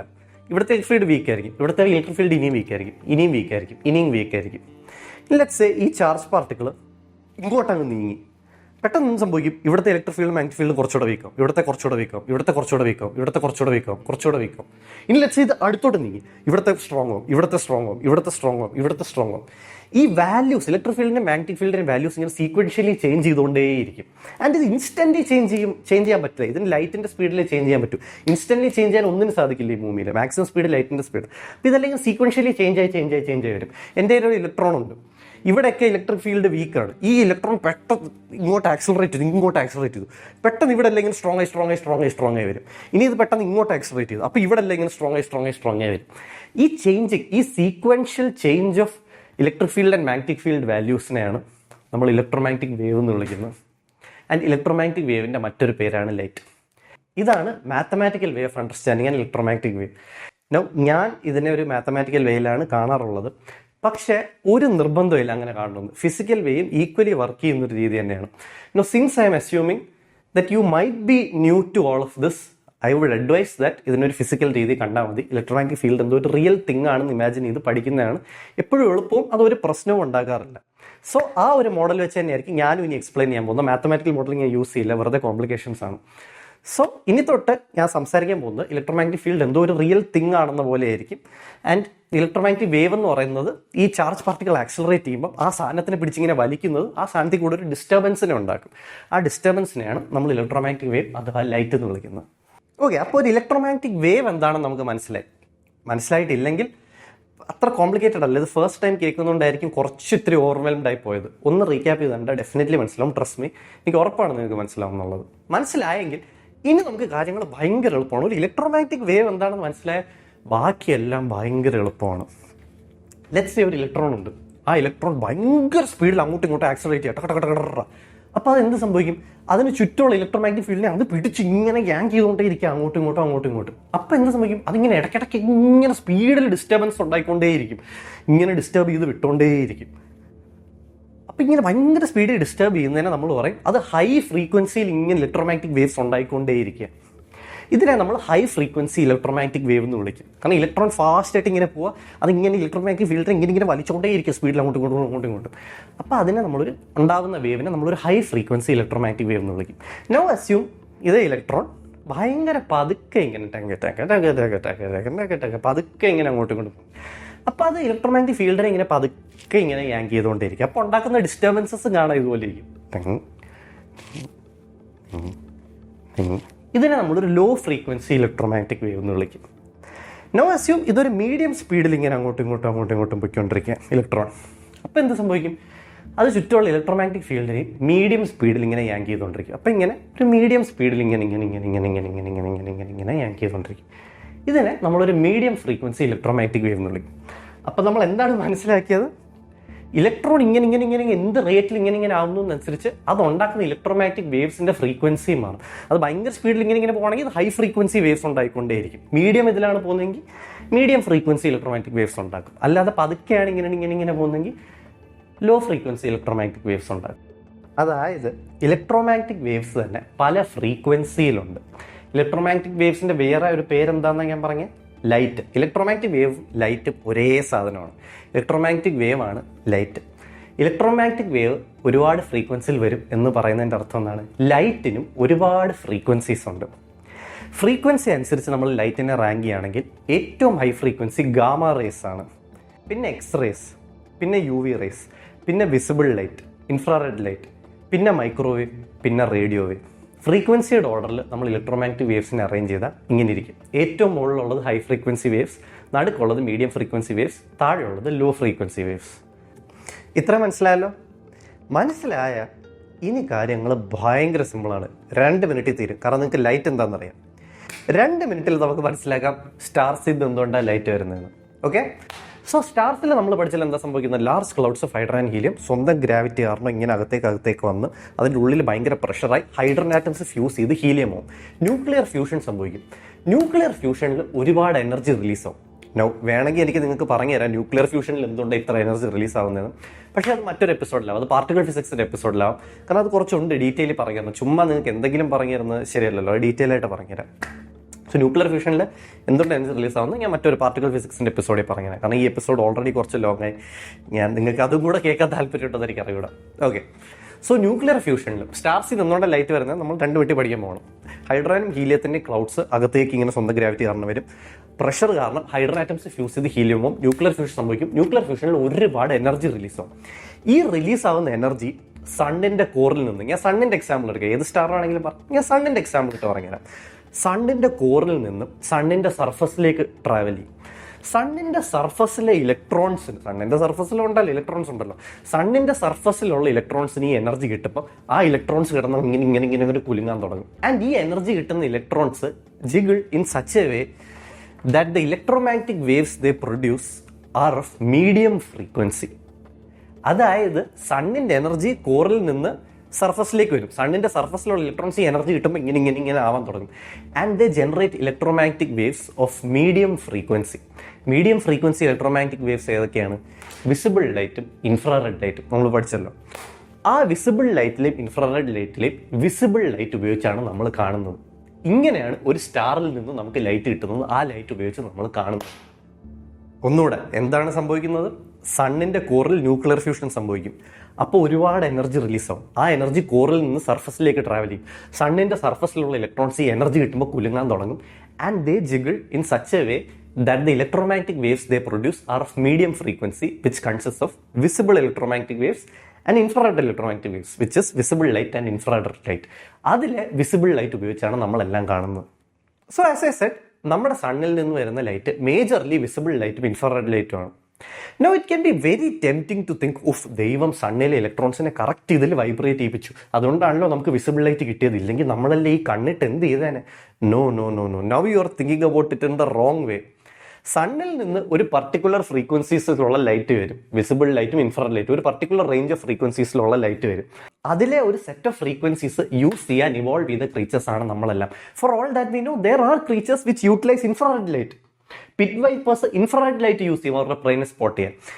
സണ്ണിൽ നിന്ന് വരുന്ന കുറച്ച് അൾട്രാവയലറ്റ് ലൈറ്റ് വരെ യൂസ് ചെയ്യുന്ന ക്രീച്ചേഴ്സ് ഉണ്ട്. ബീസ് അൾട്രാവയലറ്റ് ലൈറ്റ് യൂസ് ചെയ്യും. സോ സണ്ണിൽ നിന്ന് വരുന്ന ലൈറ്റ് എന്താണോ അത് യൂസ് ചെയ്യാൻ വേണ്ടി ഇവോൾവ് ചെയ്ത ക്രീച്ചേഴ്സ് ആണ് നമ്മൾ. ലെറ്റ്സ് സേ ഭൂമിയിലെ ബാക്കി എല്ലാ കണ്ടീഷൻസും സെയിം ആണ്. സണ്ണിൽ നിന്ന് മേജർലി വരുന്നത് UV ലൈറ്റ് ആണ്, വിസിബിൾ ലൈറ്റിനേക്കാളും. അങ്ങനെയാണെങ്കിൽ നമ്മൾ ക്രീച്ചേഴ്സ് എല്ലാം UV യൂസ് ചെയ്യാൻ വേണ്ടി ഇവോൾവ് ചെയ്തേനെ. അങ്ങനെയാണ് ഇത് വർക്ക് ചെയ്യുന്നത്. അല്ലാതെ don't get it the wrong way, don't think of it as A miracle. Okay, so now I hope you clearly understand why light comes from a star. Because now you know the basics. നിങ്ങൾക്ക് light എന്താണെന്നറിയാം, electric field എന്താണെന്നറിയാം, magnetic field അറിയാം, അത് തമ്മിലുള്ള connection അറിയാം, fundamentally ഒരു electromagnetic wave എന്താണെന്നറിയാം, ഒരു ഇലക്ട്രോമാഗ്നറ്റിക് വേവ് എങ്ങനെ ഉണ്ടാകുന്നതെന്നറിയാം. So now the next time you look at a star and someone asks you ഈ സ്റ്റാറിൽ നിന്നുകൊണ്ട് ലൈറ്റ് വരുന്നത്, you can clearly tell them. No since you know the basics, നിങ്ങൾക്ക് ഇത് മാത്രമല്ല, നിങ്ങൾക്ക് എന്തും എക്സ്പ്ലെയിൻ ചെയ്യാം. ഒരു ബൾബിൽ നിന്ന് എന്തുകൊണ്ട് ലൈറ്റ് വരുന്നത് ഈസിലി എക്സ്പ്ലെയിൻ ചെയ്യാം. നിങ്ങളൊരു സ്വിച്ച് ഓൺ ചെയ്യുമ്പോൾ എന്താ സംഭവിക്കുന്നത്? കറണ്ട് ഫ്ലോ ചെയ്യുന്നു. കറണ്ട് ഫ്ലോ എന്ന് പറഞ്ഞാൽ ഇലക്ട്രോൺസിന്റെ ഒരു ഫ്ലോ ഉണ്ട്. ഇലക്ട്രോൺസ് ബൾബിലെ ഫിലമെന്റിൽ കൂടി ഇങ്ങനെ ഫ്ലോ ചെയ്യും. അപ്പോൾ ഇലക്ട്രോൺസ് എന്ത് ചെയ്യും? ബൾബിലെ ഫിലമെന്റിലെ ആറ്റംസിൽ ഇടിക്കും. അപ്പോൾ ബൾബിലെ ഫിലമെന്റിലെ ആറ്റംസ് ഇങ്ങനെ കുലുങ്ങാൻ തുടങ്ങും. അപ്പോൾ ബൾബിലെ ഫിലമെന്റിലെ ആറ്റംസിലെ ഇലക്ട്രോൺസ് ഇങ്ങനെ കുലുങ്ങാൻ തുടങ്ങും. ആ കുലുങ്ങുന്ന electrons they vibrate in such a way that the electromagnetic waves they produce are of medium frequency, mostly visible light and infrared light. അതിലെ വിസിബിൾ ലൈറ്റിന്റെ പോർഷൻ ഉപയോഗിച്ചാണ് നമ്മൾ കാണുന്നത്. സോ നിങ്ങൾക്ക് ക്ലിയർലി മനസ്സിലായി, സ്റ്റാർ മാത്രമല്ല, ബൾബിൽ നിന്നും ഏതൊരു ഒബ്ജക്റ്റിൽ നിന്നും ഒരു ക്യാൻഡിലിൽ നിന്നും എല്ലാത്തിൽ നിന്നും ലൈറ്റ് എങ്ങനെയാണ് വരുന്നതെന്ന് ഇപ്പം നിങ്ങൾക്ക് ക്ലിയർ ആയിട്ട് അറിയാം. നോ ഇതിനേക്ക് വേണമെങ്കിൽ ഇനി ഫർദർ എക്സ്പ്ലെയിൻ ചെയ്യാം കേട്ടോ. ആക്ച്വലി ഇപ്പോൾ സണ്ണിലെ ഇലക്ട്രോൺസ് വൈബ്രേറ്റ് ചെയ്യുമ്പോൾ വിസിബിൾ ലൈറ്റും ഇൻഫ്രാറെഡ് ലൈറ്റും വരുന്നു. ബൾബിലെ ഇലക്ട്രോൺസ് വൈബ്രേറ്റ് ചെയ്യുമ്പോൾ വിസിബിൾ ലൈറ്റും ഇൻഫ്രാറെഡ്. ഇൻഫാക്ട് എൻ്റെ ശരീരത്തിലും ഇല്ല ഇലക്ട്രോൺസ്. എൻ്റെ ശരീരം ആറ്റംസ് ഉണ്ടല്ലോ ഉണ്ടാക്കിയിരിക്കുന്നത്. ആ ആറ്റംസിൽ ഇലക്ട്രോൺസ് ഉണ്ട്. ആ ഇലക്ട്രോൺസും വൈബ്രേറ്റ് ചെയ്യുന്നുണ്ട്. അപ്പം ഞാൻ എന്ത് ലൈറ്റാണ് പുറപ്പെടുവിപ്പിക്കുന്നത്? എൻ്റെ ദേഹത്ത് നിന്ന് ആക്ച്വലി ഇൻഫ്രാറെഡ് ലൈറ്റ് വരുന്നുണ്ട്. ഇപ്പോൾ നിങ്ങളുടെ ദേഹത്ത് നിന്ന് ഇൻഫ്രാറെഡ് ലൈറ്റ് വരുന്നുണ്ട്. ഈ വാച്ചിൽ നിന്ന് ഇൻഫ്രാറെഡ് ലൈറ്റ് വരുന്നുണ്ട്. എൻ്റെ ചെയറിൽ നിന്ന് ഇൻഫ്രാറെഡ് ലൈറ്റ് വരുന്നുണ്ട്. പക്ഷെ നമുക്ക് ഇൻഫ്രാറെഡ് കാണാനുള്ള കേപ്പബിലിറ്റി ഇല്ല. നമുക്ക് ഇൻഫ്രാറെഡ് കാണാൻ പറ്റുമായിരുന്നെങ്കിൽ ഞാനിപ്പം തിളങ്ങുന്നത് നിങ്ങൾ കണ്ടേനെ. ഇങ്ങനെ ഒരുപാട് കാര്യങ്ങളുണ്ട്, ഒരുപാട് ഇൻട്രസ്റ്റിംഗ് ഡീറ്റെയിൽസ് ഉണ്ട്. ഇപ്പോൾ സണ്ണിൽ നിന്ന് വരുന്ന ലൈറ്റ് മാത്രമേ ഞാൻ പറയുള്ളൂ. സ്റ്റാർസിൽ നിന്ന്, സണ്ണിൽ നിന്ന് എങ്ങനെ നമുക്ക് ഹീറ്റ് കിട്ടുന്നതെന്ന് വേണമെങ്കിൽ പറയാം. ഇതെല്ലാം ഈ സിമിലർ തിയറിയാണ് ഫോളോ ചെയ്യുന്നത്. എക്സ്റേസ് എങ്ങനെയാണ് വർക്ക് ചെയ്യുന്നതെന്ന് പറയാം. അതെല്ലാം പക്ഷേ നമുക്ക് മറ്റൊരു എപ്പിസോഡിലേക്ക് മാറ്റി വയ്ക്കാം. ക്വാണ്ടം മെക്കാനിക്സിൻ്റെ എപ്പിസോഡിൽ ചെയ്യാം. കാരണം ക്വാണ്ടം മെക്കാനിക്സിൻ്റെ എപ്പിസോഡിൽ ഇതെല്ലാം ഭയങ്കര ഇമ്പോർട്ടൻ്റാണ്. ആൻഡ് കുറെ കൂടെ ഡീറ്റെയിൽ ആയിട്ടും കുറെ കൂടി ഇൻ ഡെപ്ത് ആയിട്ടും ആൻഡ് ഹോപ്പ്ഫുള്ളി കുറെ കൂടെ രസമായിട്ടും പറഞ്ഞുതരാം. Now if I have been successful in what I have been trying to do, now maybe ഞാൻ എന്തൊക്കെയോ പറഞ്ഞുകൊണ്ടിരിക്കുക കുറേ നേരമായിട്ട്, ആൻഡ് അതൊന്നും നിങ്ങൾക്ക് ക്ലിയർ ആയി കാണില്ല. In which case this whole thing has been a flop show and it's entirely my fault. പക്ഷേ ഇൻ കേസ് ഞാൻ പറയുന്നത് ക്ലിയർ ആയിട്ടുണ്ടെങ്കിൽ, if I have been successful in what I have been trying to do, then I think you might have started to appreciate the beauty of physics. And that is the power of a teacher. ഒരു നല്ല ടീച്ചറിന് നിങ്ങളുടെ കാഴ്ചപ്പാട് തന്നെ മാറ്റാൻ സാധിക്കും. Now I have been privileged in my life to have met some amazing teachers. എൻ്റെ mother fantastic chemistry teacher, എൻ്റെ 9th-ലെയും 10th-ലെയും maths teacher, very sincere, very passionate about the job. അതുകൊണ്ട് തന്നെ എൻ്റെ world view which comes from a profound appreciation for science and maths is because of these amazing teachers. ഇന്ന് നിങ്ങൾക്ക് എന്നോട് എന്തെങ്കിലും ഒരു സ്നേഹമോ എന്തെങ്കിലും ഒരു മതിപ്പോ ഇത്തിരി ഉണ്ടെങ്കിൽ I dedicate a portion of it to these amazing teachers. So if you are a teacher, be very sincere to the subject. എനിക്കറിയാം ടീച്ചിങ് ഒരു എക്സ്ട്രീം പേഷ്യൻസും എക്സ്ട്രീം സാക്രിഫൈസും വേണ്ട ഒരു ജോബാണെന്ന്. But that is all right because you have a huge responsibility. യൂത്തിൻ്റെ world view നിങ്ങൾക്ക് shape ചെയ്യാൻ കഴിയുന്ന പോലെ വേറെ ആർക്ക് ഷേപ്പ് ചെയ്യാൻ കഴിയില്ല. Teaching is that one profession which shapes all other professions. And if you're a student watching this, choose your teacher wisely. Try to find a great teacher.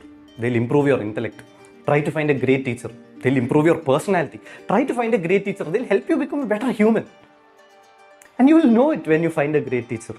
Because as William Arthur Bard said, the mediocre teacher tells, the good teacher explains, the great teacher demonstrates, the greatest teacher inspires. Thanks for watching.